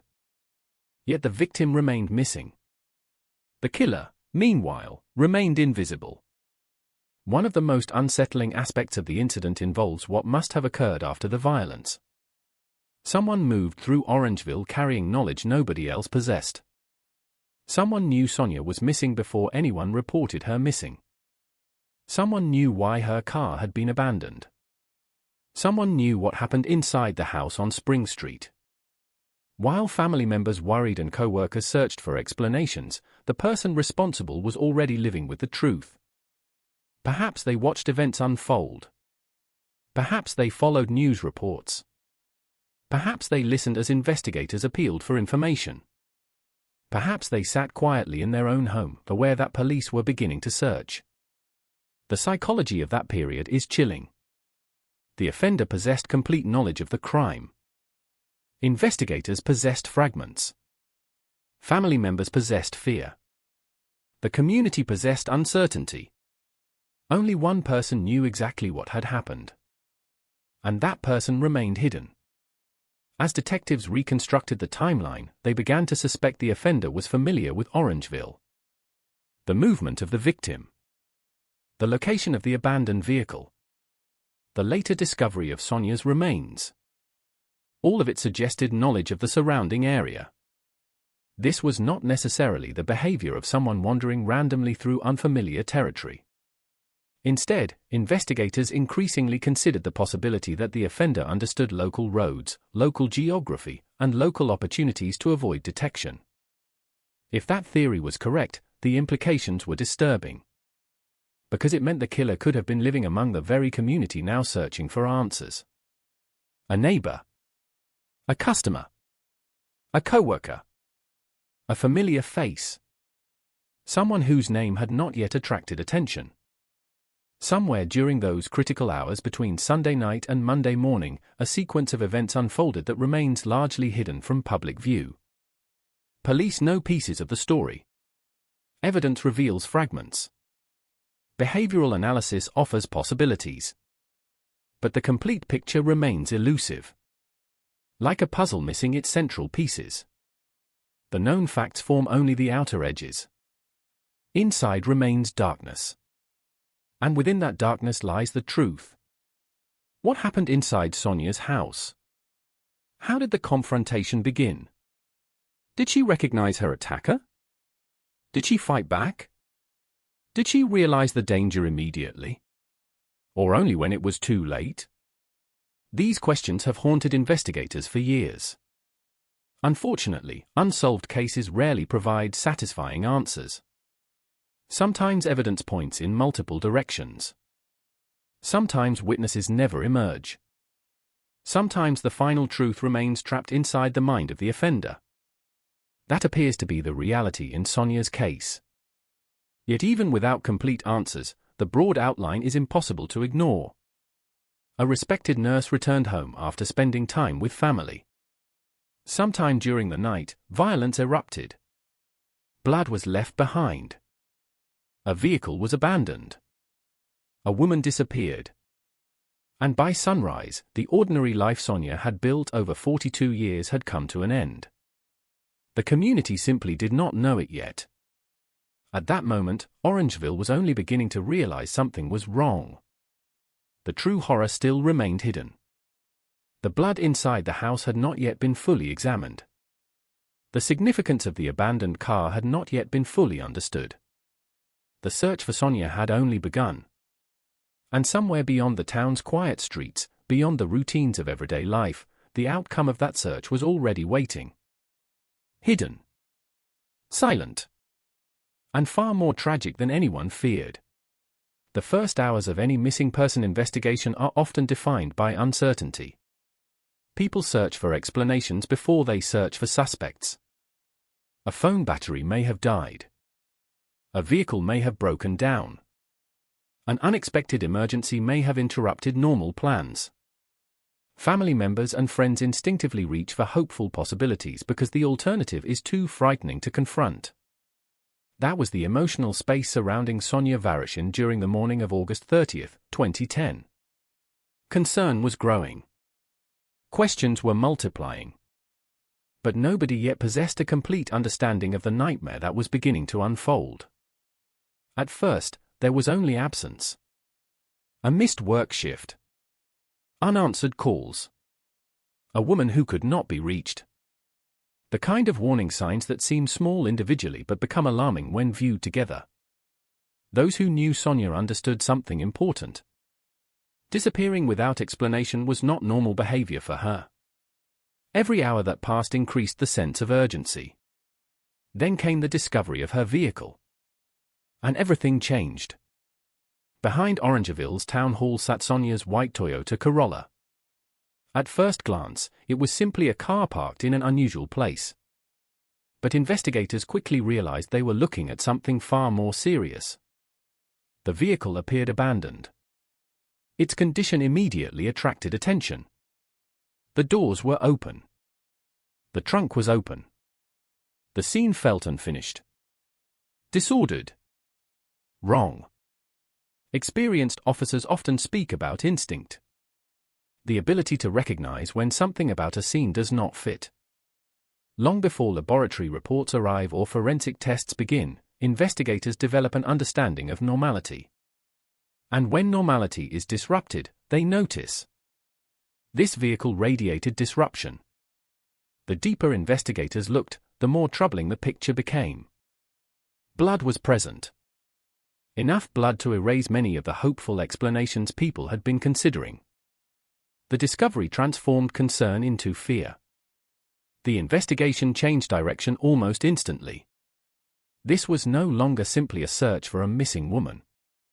Now there was evidence suggesting violence. Serious violence. The kind of violence that often leaves victims unable to call for help. News of the abandoned vehicle spread quickly through law enforcement circles. Additional resources were mobilized. Investigators moved rapidly to establish a timeline. Questions emerged faster than answers. How had the vehicle arrived there? Who drove it? When had it been abandoned? Why leave it behind Town Hall? Why leave the doors and trunk open?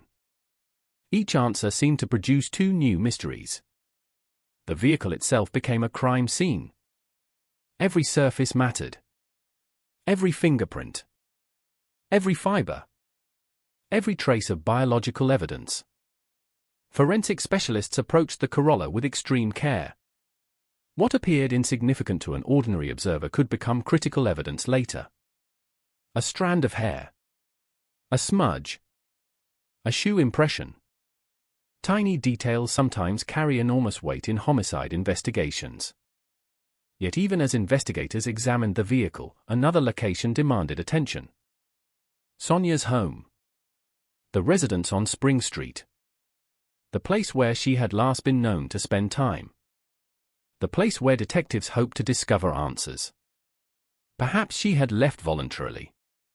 Perhaps evidence would explain the vehicle. Perhaps some crucial detail had been overlooked. But as officers approached the house, they were about to encounter a scene that would deepen the mystery dramatically. From the outside, the property appeared largely ordinary. The neighborhood remained quiet. The surrounding homes stood peacefully beneath the late summer sky. Lawns remained neatly maintained. Vehicles sat in driveways. Nothing about the exterior warned of what investigators would find inside. But once they entered the residence, the atmosphere changed immediately. Experienced detectives often describe certain crime scenes as possessing a physical weight. Not literally. Emotionally. A feeling that settles over everyone present. A realization that something terrible occurred in that space.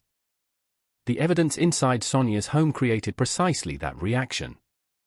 Blood. A significant amount of it. Not the kind associated with a minor injury. Not the kind easily explained away. The quantity alone suggested violence. Serious violence. The sort of evidence that forces investigators to confront uncomfortable conclusions. As officers moved through the house, documenting every detail, a troubling picture began to emerge. Something had happened here. Something significant. Something traumatic. The blood indicated struggle. Conflict. Fear. Yet Sonia herself was nowhere to be found.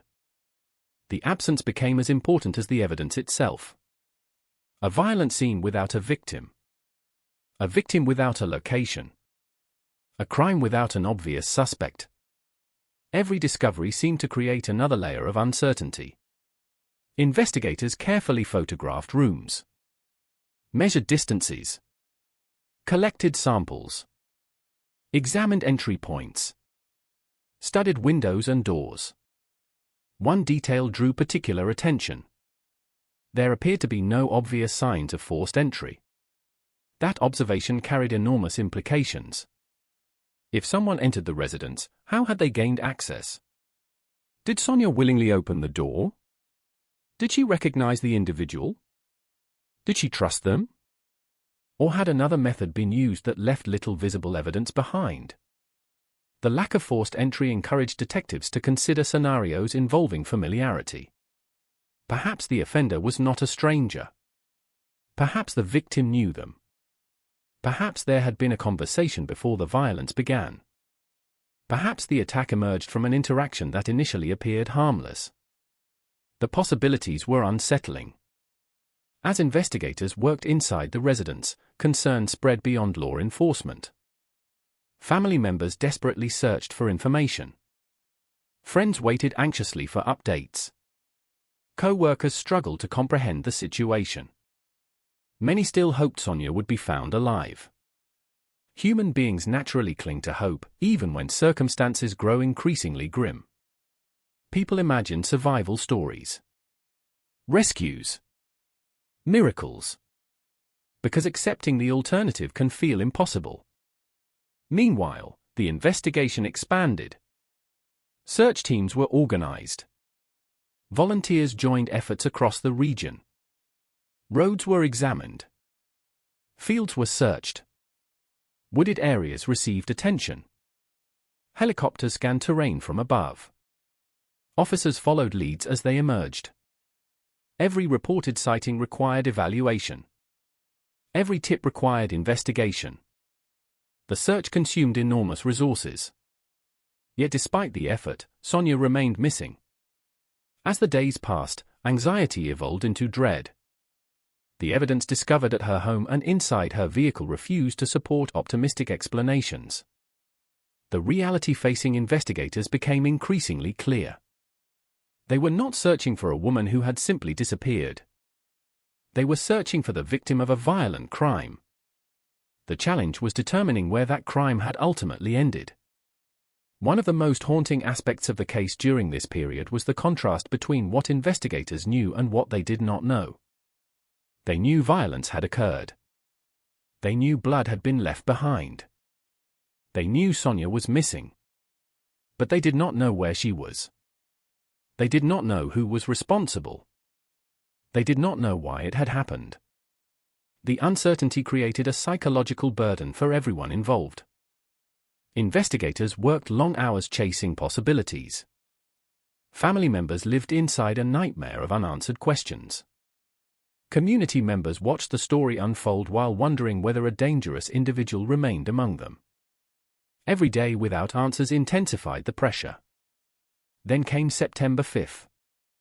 6 days after Sonia vanished. 6 days of searching. 6 days of uncertainty.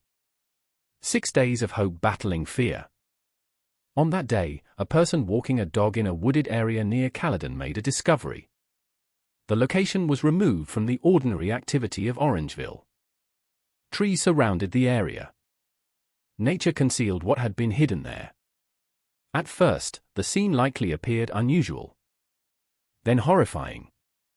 The remains discovered in the woods would soon be identified as Sonia Varoshin.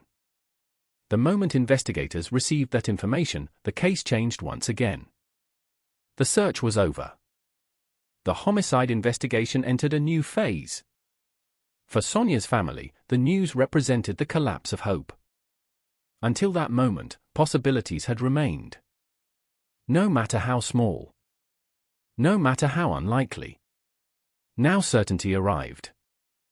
Uncertainty brought grief. Some losses occur suddenly. Others unfold gradually as reality becomes impossible to deny. For Sonia's loved ones, 6 days of uncertainty ended with devastating finality. The woman they loved would not be coming home. The wooded location where she was found immediately became another critical crime scene. Investigators descended upon the area. Evidence collection intensified. Every detail mattered. The surrounding terrain was examined carefully. Search grids expanded outward. Officers looked for signs of transportation, movement, discarded items, and anything capable of identifying the offender. The location itself raised important questions. Why had Sonia been brought there? Why that specific area? Was it chosen deliberately? Did the offender know the terrain? Did the location possess personal significance? Geography became increasingly important. Investigators understood that where a victim is found can reveal information about the person responsible. Some offenders choose locations randomly. Others select places they know well. The distinction matters. Behavior often leaves patterns. Patterns create leads. Leads create opportunities. The discovery of Sonia's remains also strengthened emerging theories about the offender's familiarity with the region. The placement suggested knowledge, comfort, confidence. Whoever committed the crime appeared capable of navigating the area without attracting attention. That observation would later become a significant component of the offender profile. As forensic examinations continued, another major development emerged. Investigators recovered DNA believed to belong to the killer. In many homicide investigations, such a discovery becomes the beginning of the end. DNA has solved countless cases. Identified unknown offenders. Corrected wrongful accusations. Provided answers that once seemed impossible. The existence of DNA evidence generated optimism among investigators. Perhaps science would reveal the truth. Perhaps the mystery would not remain a mystery for long. Yet the promise of that evidence would eventually become one of the most frustrating aspects of the case. Because the DNA did not produce an immediate answer. There was no match. No obvious suspect. No straightforward path toward arrest. The killer remained unidentified. Still hidden. Still free. The same pattern emerged with other evidence. A distinctive boot print believed to belong to the offender offered another potentially valuable clue. Investigators traced it to a type of Wind River work boot sold throughout Canada. The clue seemed promising.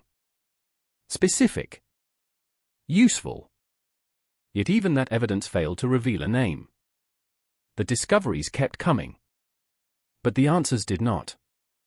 By the end of those first critical days, investigators possessed multiple crime scenes. The abandoned vehicle. The blood-stained residence. The wooded recovery site. Physical evidence existed. Behavioral evidence existed. DNA evidence existed. And still the most important question remained unanswered. Who had done this? The discovery phase of the investigation had revealed the scope of the tragedy. It had confirmed Sonia's fate. It had exposed the violence surrounding her disappearance. But it had not identified the person responsible. Instead, every new piece of evidence seemed to deepen the mystery. The town of Orangeville now understood it was facing something far more serious than a missing person case. A respected nurse had been murdered. A killer had vanished. And despite the blood, despite the evidence, despite the growing determination of investigators, the path toward justice remained hidden in darkness. In many homicide cases, the first few weeks determine the future of the investigation. Witnesses still remember details. Physical evidence remains fresh. Suspects have not yet had time to distance themselves from the crime. Patterns are easier to identify. Mistakes made by offenders are more likely to be discovered. Investigators often describe this period as a race against time. Every hour matters. Every lead matters. Every decision matters. In the murder of Sonia Vareshin, detectives approached the investigation with the understanding that the answers had to exist somewhere within the evidence already collected. The crime had not occurred in isolation. Someone had entered Sonia's life. Someone had left blood behind. Someone had transported her. Someone had abandoned her vehicle. Someone had disposed of her body. Every one of those actions created opportunities for mistakes. And mistakes create evidence. The challenge was finding the evidence that connected directly to a name. As the Ontario Provincial Police expanded their investigation, teams of detectives began reconstructing Sonia's final known movements in extraordinary detail. Every hour of her last day was examined. Every interaction was reviewed. Every possible witness was identified. Investigators retraced routes she traveled. Reviewed records. Conducted interviews. Built timelines. Compared statements. The goal was simple. Determine who had access to Sonia. Determine who knew her routines. Determine who had both opportunity and motive. At first, detectives followed the most traditional path available in any homicide investigation. They looked closely at the victim's personal life. This is standard procedure. Investigators do not do it because they suspect the victim. They do it because understanding a victim often reveals the path toward the offender. Relationships become critical. Family members are interviewed. Friends are interviewed. Co-workers are interviewed. Former partners are interviewed. Acquaintances are interviewed. Anyone connected to the victim may possess information that seems insignificant but later becomes vital. As investigators examined Sonia's life, they encountered a challenge that would continue to frustrate them for years. There was no obvious suspect. No highly visible conflict. No public history of dangerous disputes. No individual immediately standing out as the likely offender. The absence of a clear target forced detectives to widen their focus. Instead of narrowing the investigation quickly, they had to consider a broad range of possibilities. Was this a crime committed by someone Sonia knew personally? Was it committed by a casual acquaintance? Was it someone who had observed her from a distance? Someone who knew her routines without truly knowing her? Or was the offender a stranger? Each possibility required resources. Each possibility generated new questions. And each possibility carried its own challenges. The crime scene itself continued to provide information. Forensic experts spent countless hours analyzing evidence collected from Sonia's home, vehicle, and the location where her body was discovered. Laboratories examined biological samples. Specialists compared traces. Technicians processed physical evidence with painstaking care. Among the most important discoveries was DNA believed to belong to the offender. The significance of that evidence cannot be overstated. For investigators, DNA often represents certainty. Witnesses can be mistaken. Memories can fade. Statements can change. DNA does not forget. DNA remains. The discovery generated hope. Perhaps the investigation would move quickly. Perhaps a database search would identify the offender. Perhaps the mystery would soon end. But the search produced nothing. No match. No known offender. No criminal record connected to the sample. The DNA belonged to someone. That much was certain. Yet the person remained unidentified. For investigators, the result was both encouraging and frustrating. Encouraging because valuable evidence existed. Frustrating because the evidence did not immediately reveal the killer. Years later, that DNA would remain one of the most important pieces of the puzzle. A silent witness still waiting to reveal its owner. The footprint evidence presented another intriguing lead. Detectives identified a distinctive boot impression believed to be connected to the crime. The print was linked to a Wind River work boot, a style sold throughout Canada. Investigators determined the likely size range. Approximately size 10 or 11. Once again, the evidence appeared promising. The footprint represented physical contact between the offender and the crime scene. It suggested a practical type of footwear often associated with physical labor. Perhaps construction. Perhaps maintenance work. Perhaps industrial employment. Perhaps something else entirely. The challenge was scale. Thousands of people owned similar boots. The clue narrowed possibilities, but not enough. It became another valuable piece of evidence waiting for a larger context. Another fragment without a complete picture. Meanwhile, investigators turned increasingly toward behavioral analysis. The crime itself began to reveal patterns. Actions taken before, during, and after the murder provided insight into the offender's mindset. To assist with this process, experts from both Canadian and American law enforcement contributed their knowledge. Behavioral profilers studied the evidence. They examined offender actions. They reviewed timelines. They analyzed movement patterns. And gradually a profile began to emerge. Not a name. Not a face. But a set of characteristics. The offender appeared familiar with the Orangeville area. The geography involved in the crime suggested local knowledge. The abandonment of the vehicle. The transportation of the victim. The selection of locations. These actions indicated confidence. The offender seemed comfortable navigating the region. That observation became increasingly important, because it suggested the killer may not have been a passing stranger. Instead, investigators considered the possibility that the offender lived nearby or spent substantial time in the area. The profile went further. Investigators theorized that the offender's behavior may have changed after the crime. This concept is rooted in criminal psychology. Violent crimes leave consequences beyond physical evidence. They create emotional pressure, stress, fear, anxiety. Even experienced offenders sometimes alter their behavior afterward. A person may suddenly become withdrawn. They may begin following media coverage obsessively. They may change routines. Avoid certain places. Discard belongings. Modify appearance. Miss work unexpectedly.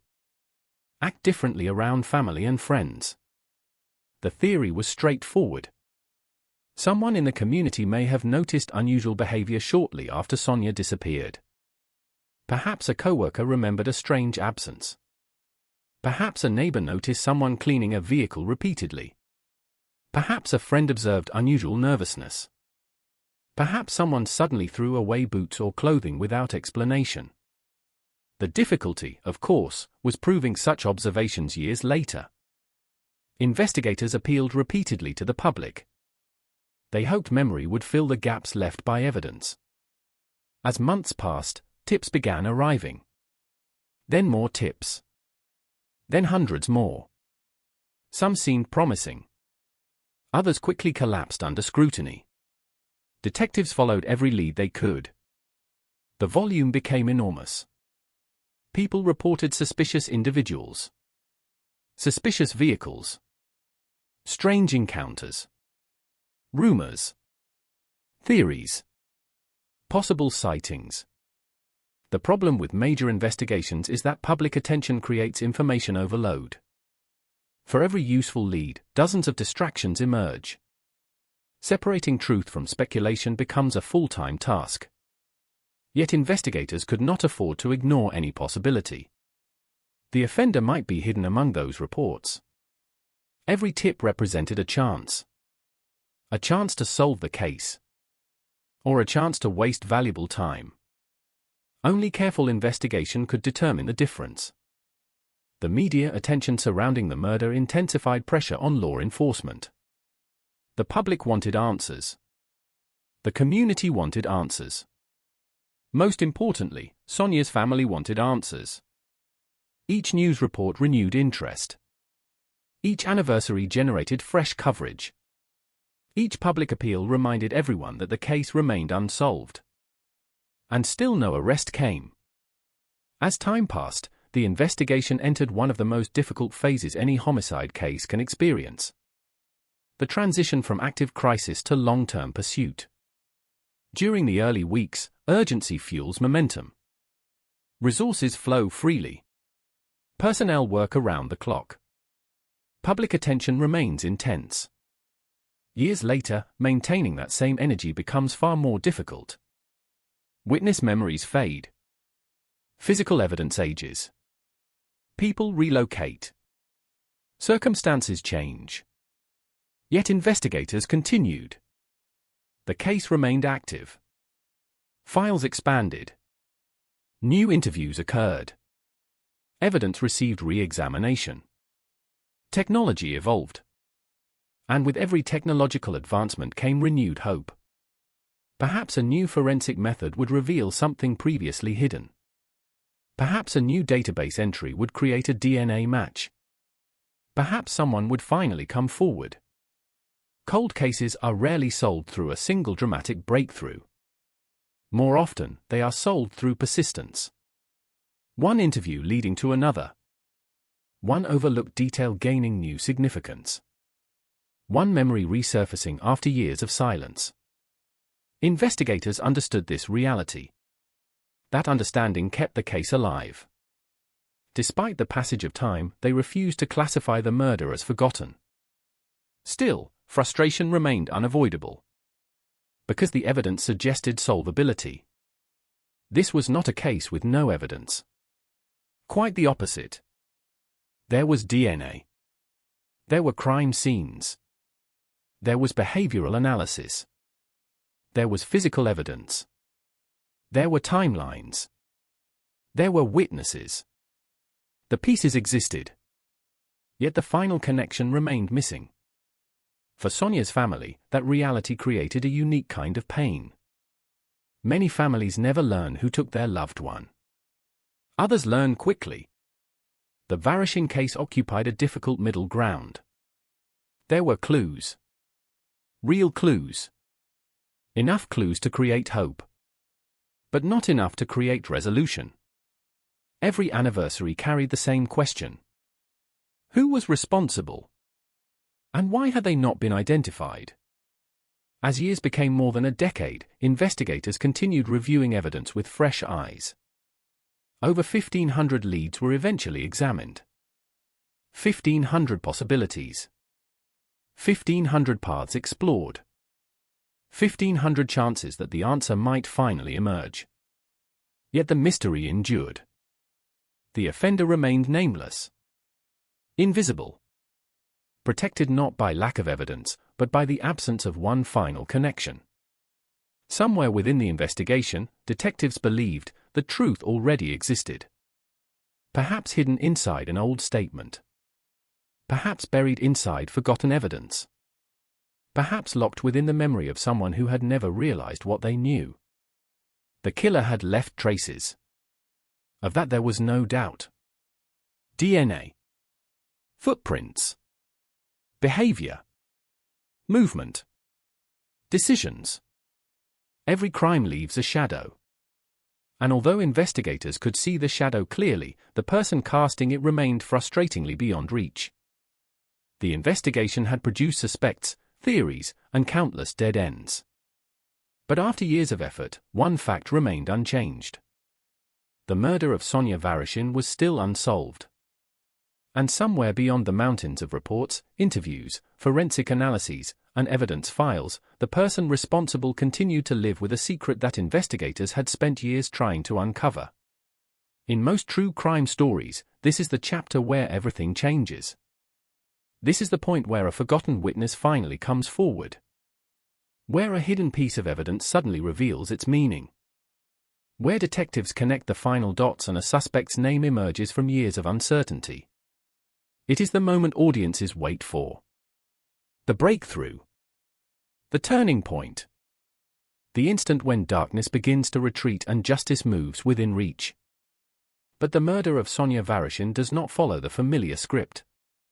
And perhaps that is what makes the case so haunting. Because the investigation did experience breakthroughs. Important ones. Meaningful ones. The problem was that none of them were enough. Each breakthrough illuminated another section of the maze. Yet the exit remained hidden. Years after Sonia's murder, investigators continued returning to the evidence with a determination that refused to fade. They understood something fundamental. The killer had not vanished without leaving traces. Human beings do not commit crimes of this complexity without creating evidence. No matter how careful an offender may be, they interact with the world. They touch objects. They travel roads. They leave biological material. They make decisions. And every decision creates a footprint. Sometimes literal. Sometimes psychological. The challenge was not whether evidence existed. The challenge was learning how to interpret it. One of the most significant developments came from the continuing examination of the offender's DNA. From the earliest stages of the investigation, detectives recognized the importance of the biological evidence recovered during the case. The DNA represented something rare in unsolved murders. A direct connection to the person responsible. Not speculation. Not rumor. Not theory. A physical trace left behind by the offender. The existence of that DNA changed the nature of the investigation. For many years, investigators carried a quiet confidence. Not confidence that an arrest was imminent, but confidence that the answer still existed. Somewhere. Waiting. Unlike cases that depend entirely upon fading memories and unreliable witnesses, this investigation possessed something tangible. A genetic signature. A biological identity. The problem was that identity remained unnamed. Database searches produced no match. The offender had either never submitted DNA through previous criminal convictions or had somehow avoided entry into systems capable of identifying them. That reality created both hope and frustration. Hope because the evidence remained viable. Frustration because technology could only compare DNA to profiles already available. A perfect fingerprint means little if nobody knows whose finger left it behind. As forensic science advanced, investigators repeatedly revisited the evidence. New techniques emerged.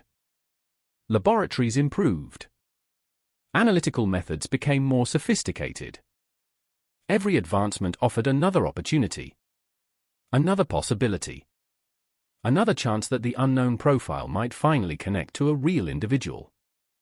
The DNA remained one of the investigation's greatest strengths. And simultaneously one of its greatest frustrations. Another important breakthrough emerged through behavioral profiling. At first glance, behavioral analysis may appear less dramatic than physical evidence. There are no laboratory machines. No dramatic test results. No fingerprint suddenly appearing beneath ultraviolet light. Instead, behavioral profiling attempts to understand the offender through actions. What choices did they make? What risks were they willing to take? What mistakes did they avoid? What do those decisions reveal about personality? Over time, investigators developed increasingly refined theories regarding the killer. The offender appeared comfortable within the Orangeville area. That conclusion became difficult to ignore. The crime scene seemed connected through familiarity. The transportation of Sonia. The abandonment of her vehicle. The eventual location where her body was discovered. These were not random choices. They suggested knowledge. Practical knowledge. The kind that comes from spending time in an area. Driving its roads. Understanding its geography. recognizing which locations provide privacy and which do not. This realization altered the focus of the investigation. The killer no longer appeared as a faceless stranger drifting through town. Instead, investigators increasingly considered the possibility that the offender existed somewhere within the larger community. Perhaps not someone well known to Sonia. Perhaps not someone close to her. But someone who understood the environment in which the crime occurred. That distinction mattered, because it transformed how detectives evaluated potential suspects. The behavioral profile continued to evolve. Investigators theorized that the offender likely experienced changes after the murder. Criminal psychology repeatedly demonstrates that major violent acts often produce consequences extending beyond the crime itself. People do not simply return to normal, even when they attempt to. Stress manifests in subtle ways. Anxiety appears. Routines shift. Habits change. Some offenders become obsessed with media coverage. Others avoid it entirely. Some isolate themselves. Others become unusually social in an effort to appear normal. The profile suggested that someone in the offender's life may have noticed changes during the days and weeks following Sonia's disappearance. Perhaps a coworker observed unusual absences. Perhaps a family member noticed unexplained stress. Perhaps a friend remembered strange behavior but never connected it to the murder. This theory became the foundation of numerous public appeals. Investigators repeatedly asked citizens to think back, to remember, to reconsider events that might have seemed insignificant at the time. The passage of years creates an unusual phenomenon in criminal investigations. Sometimes people forget details. Other times they remember details they once dismissed. A conversation overheard. A suspicious comment. A sudden change in behavior. The human mind often reorders memories when presented with new context. Detectives hoped someone, somewhere, possessed a forgotten piece of the puzzle.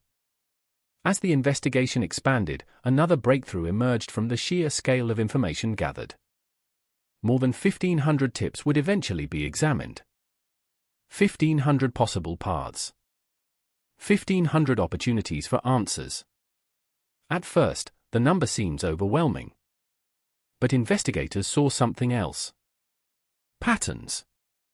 The elimination of possibilities. Every lead that failed still provided information. Every suspect excluded narrowed the field. Every dead end helped define the boundaries of the mystery. The public often imagines investigations progressing in a straight line. Clue. Suspect. Arrest. Reality is rarely so simple. Investigations often advance through elimination. By determining who did not commit the crime. By identifying theories that do not fit. By removing possibilities one by one until what remains becomes increasingly important. The murder of Sonia Vareshin generated countless theories. Some appeared plausible initially. Others collapsed quickly. Many consumed substantial investigative effort. Each required verification. Each demanded resources. Each carried the possibility that it might finally reveal the truth. Yet again and again, investigators encountered disappointment. Theories dissolved. Suspects were excluded.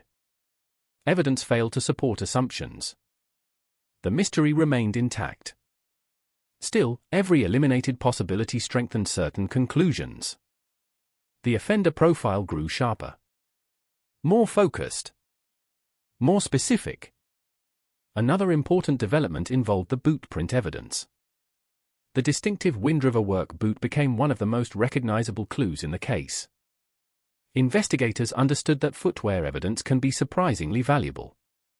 A footprint is more than a shoe size. It reflects movement, positioning, behavior, sometimes occupation, sometimes lifestyle. The boot itself suggested practicality rather than fashion, function rather than appearance. A working boot. The kind worn by individuals comfortable with physical environments. The clue was not enough to identify a killer, but it contributed to the larger picture. Each fragment of evidence added another brushstroke to a portrait that remained unfinished. Gradually, detectives began to believe they were not searching blindly. They were searching within a narrowing framework. A local or regionally familiar offender. Someone connected to the geography. Someone whose DNA existed within the evidence. Someone who likely altered behavior after the crime. Someone who may have disposed of clothing or footwear. Someone carrying knowledge they had never shared. That profile represented progress. Yet progress without identification remains an incomplete victory. Perhaps the most significant breakthrough was not a piece of evidence at all. Perhaps it was persistence. Many homicide investigations fade with time. Resources diminish. Attention disappears. Files gather dust. Witnesses move away. Momentum fades. That did not happen here. Investigators refused to let the case vanish. Anniversaries became opportunities to generate new attention. New appeals were issued. Evidence received fresh review. Technological advances were explored. The investigation remained active. That persistence sent an important message. The case was unsolved. It was not abandoned. There is a profound difference between those two realities. An abandoned case belongs to the past. An unsolved case still belongs to the future. The future contains possibilities. The future contains discoveries. The future contains answers. For Sonia's family, every new development carried emotional weight. Hope is complicated in long-term investigations. Too much hope creates disappointment. Too little hope creates despair. Families often find themselves trapped between those extremes. Wanting answers. Fearing disappointment. Refusing to give up. Wondering whether tomorrow might finally bring the phone call they have waited years to receive. As time continued passing, investigators increasingly emphasized one belief. Someone knows something. Not necessarily everything. Perhaps only a fragment. Perhaps only a memory. But somewhere outside official evidence files exists information capable of changing the case. The offender may have spoken carelessly. Confessed indirectly. Revealed knowledge they should not possess. Displayed behavior that suddenly makes sense when viewed through the lens of the murder. History contains countless examples of crimes solved because one person finally recognized the significance of what they knew. The possibility remains alive in Sonia's case. And that possibility may represent the most important breakthrough still waiting to happen. Because unlike many mysteries, this investigation possesses substantial evidence. The DNA exists. The behavioral profile exists. The timeline exists. The footprint exists. The crime scenes exist. The challenge is not the absence of clues. The challenge is connecting them to a single individual. A single name. A single face. A single truth.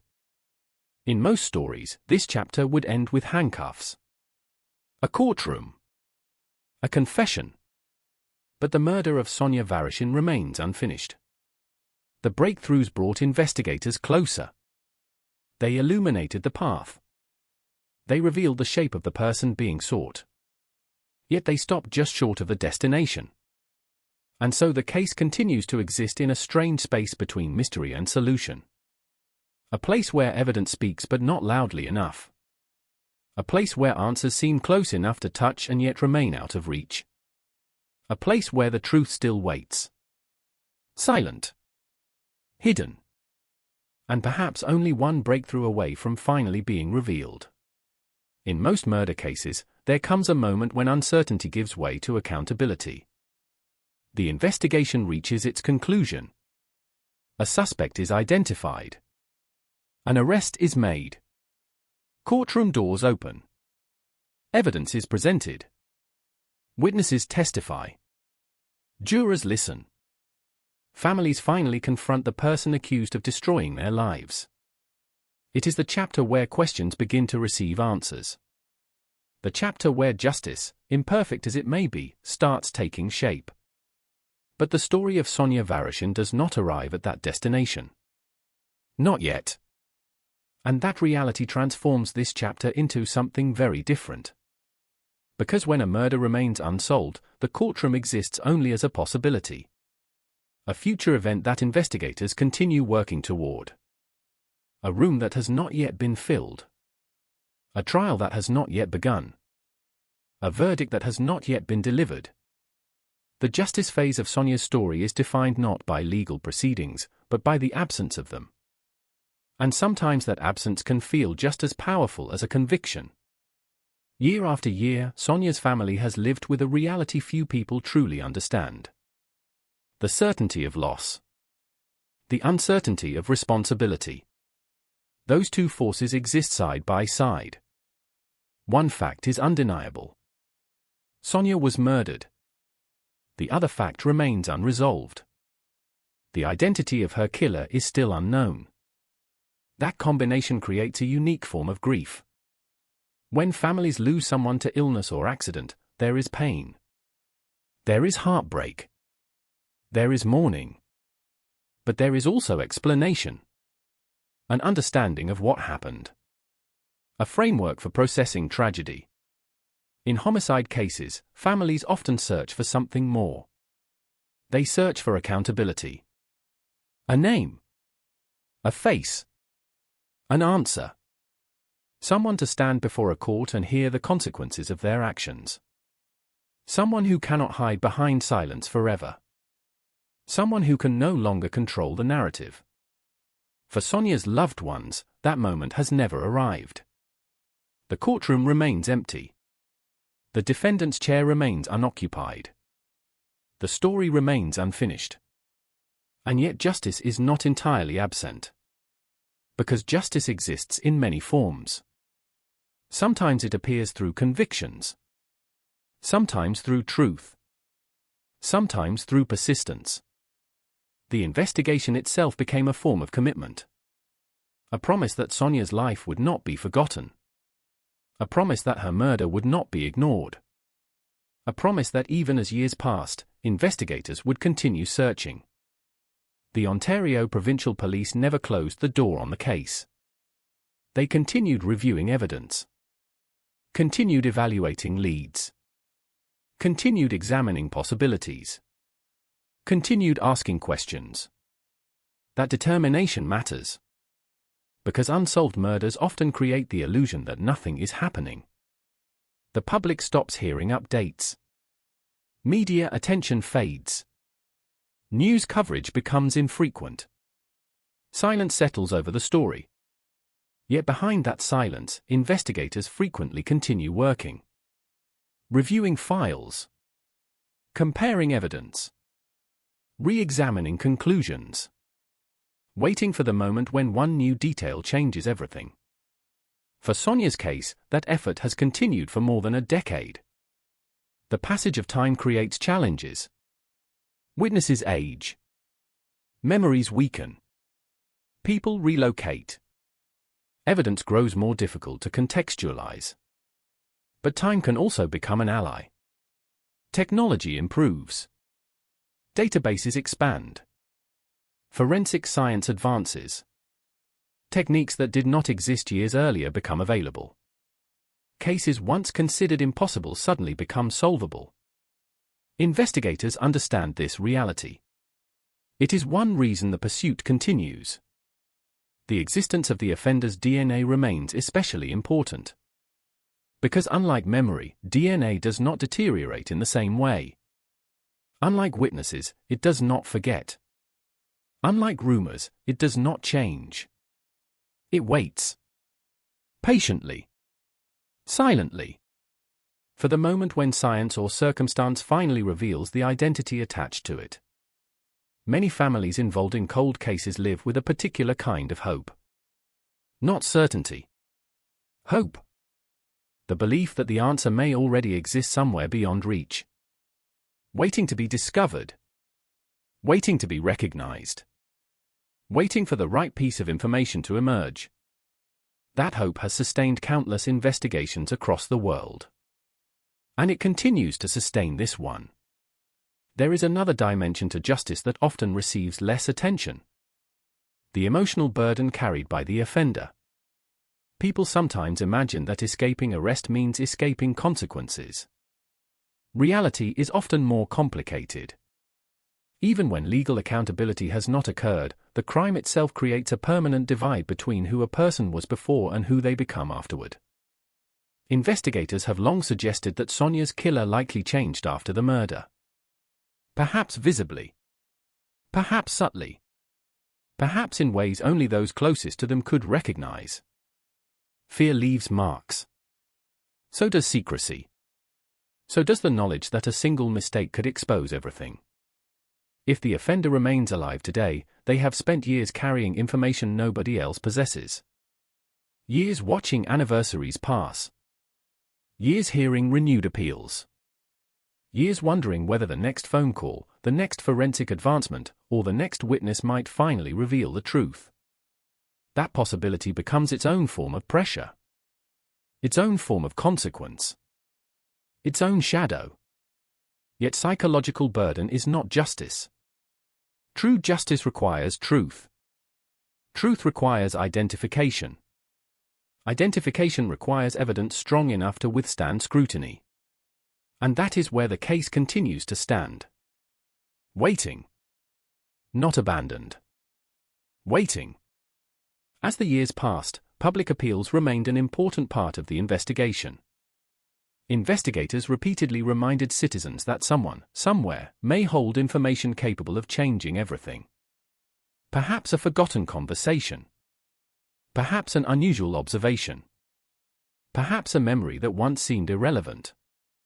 Many major cases have been solved because ordinary people recognized the significance of something they previously overlooked. The possibility remains alive here.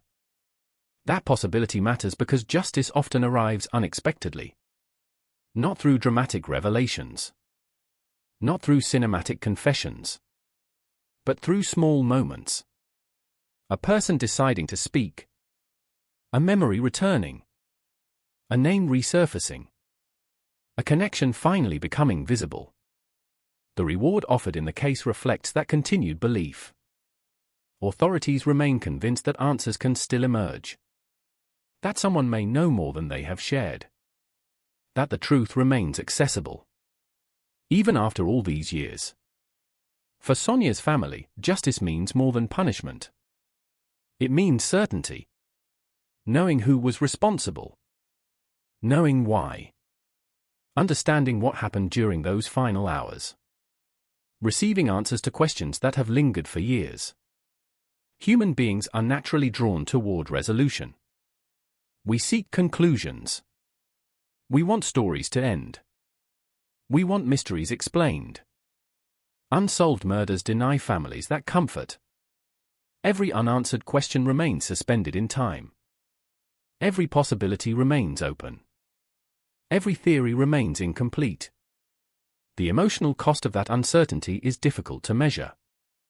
Imagine waking each morning knowing the person responsible for your loved one's death has never been identified. Imagine every anniversary reopening the same wound. Imagine hearing updates that generate hope only to discover no arrest has followed.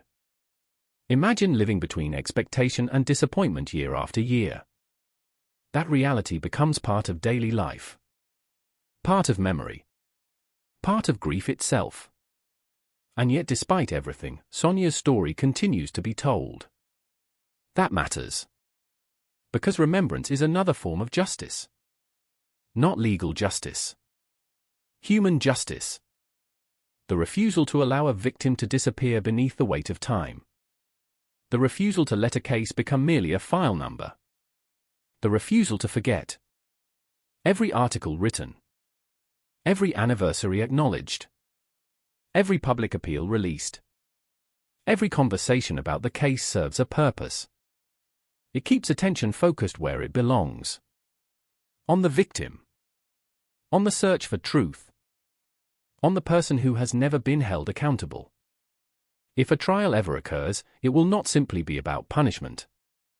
It will be about restoring a missing piece of reality, transforming uncertainty into knowledge, replacing speculation with fact, providing a community, a family, and investigators with the answers they have pursued for so long.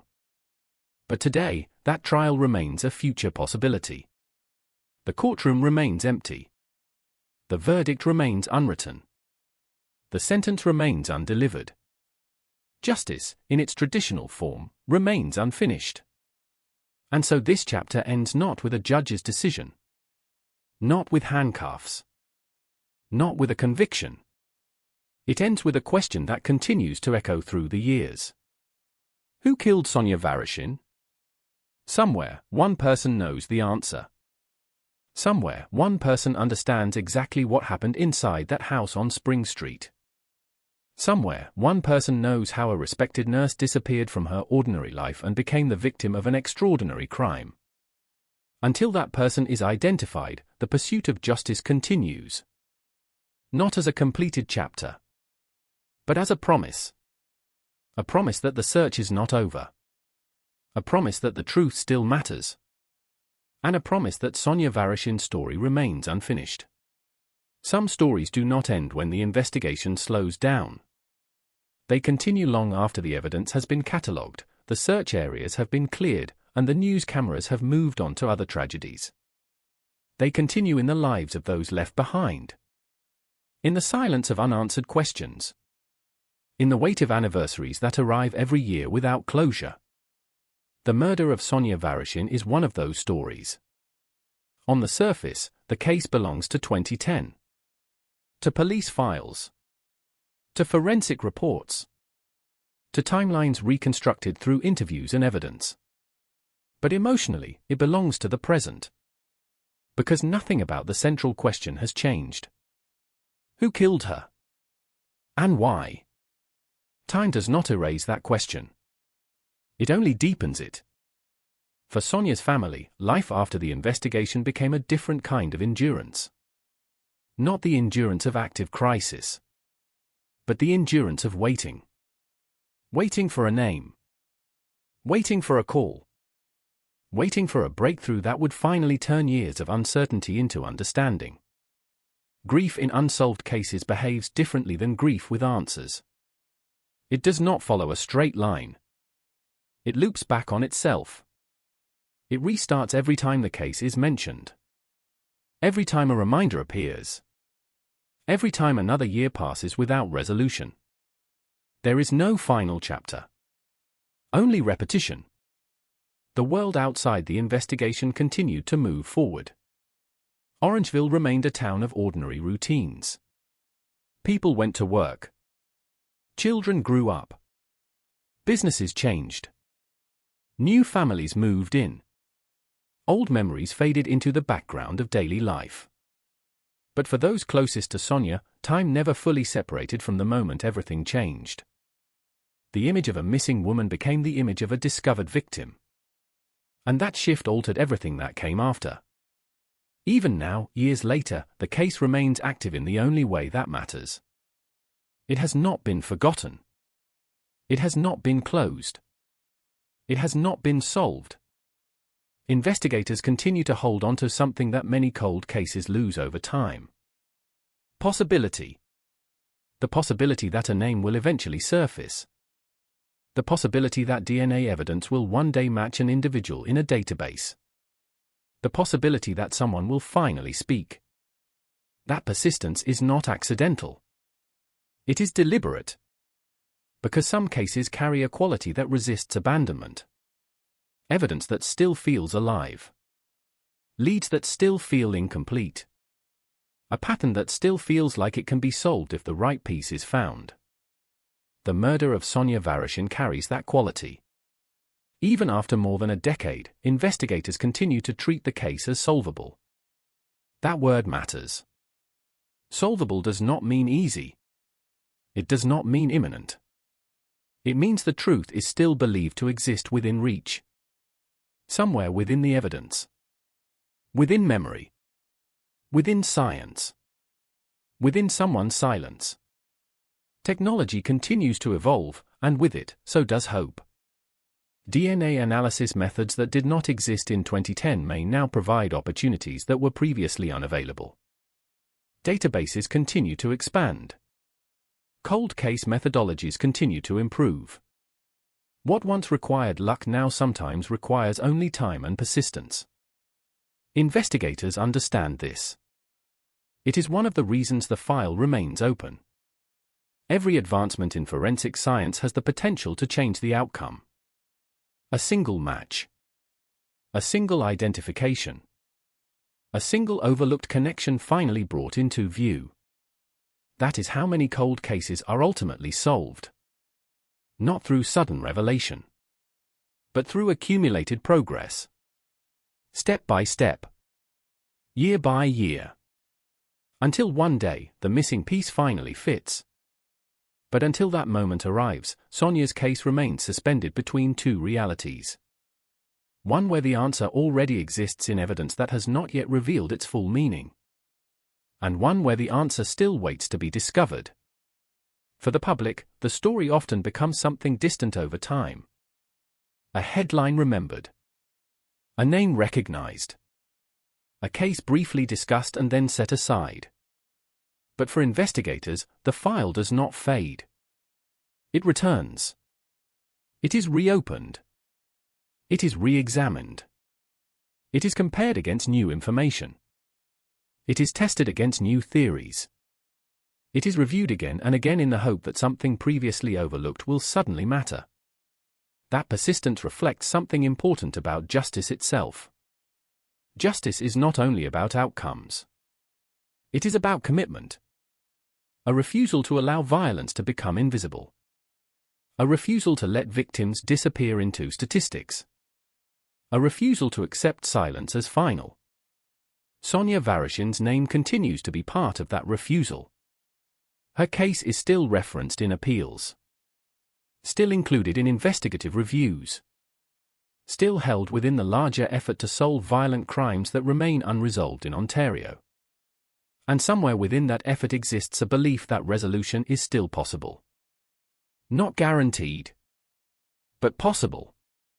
The offender, if still living, exists under the weight of that possibility as well. Years of carrying a secret can become its own kind of confinement. Every news update becomes a reminder. Every anniversary becomes a marker of time passing without resolution. Every renewed appeal becomes a signal that the investigation has not ended. Even in silence, pressure persists. Because truth has a way of remaining present, even when hidden. And in cases like this, silence is never neutral. It is active.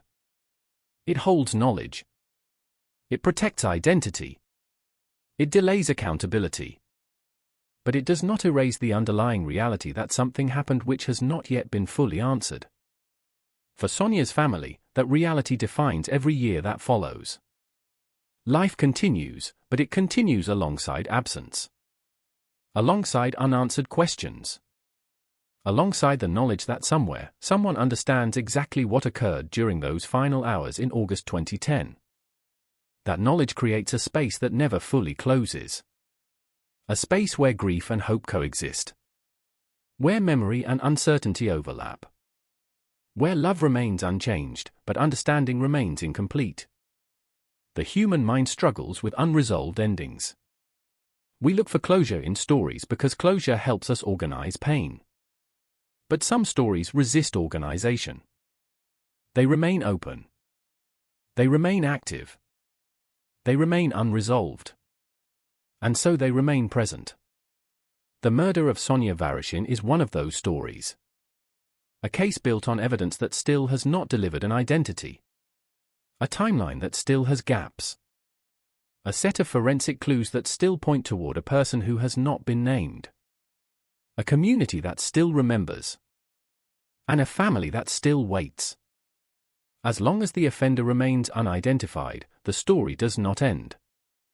It continues in investigation files. It continues in forensic laboratories. It continues in memory. It continues in every renewed appeal for information. It continues in the determination of those who refuse to let it fade. Somewhere, the truth exists. It has not changed since the night it occurred. It has not been altered by time. It has not been erased by silence. It remains exactly as it was, waiting to be discovered. And until that discovery happens, Sonia Vareshin's story remains what it has always been. Not a completed case. Not a closed file. Not a resolved tragedy. But an open question.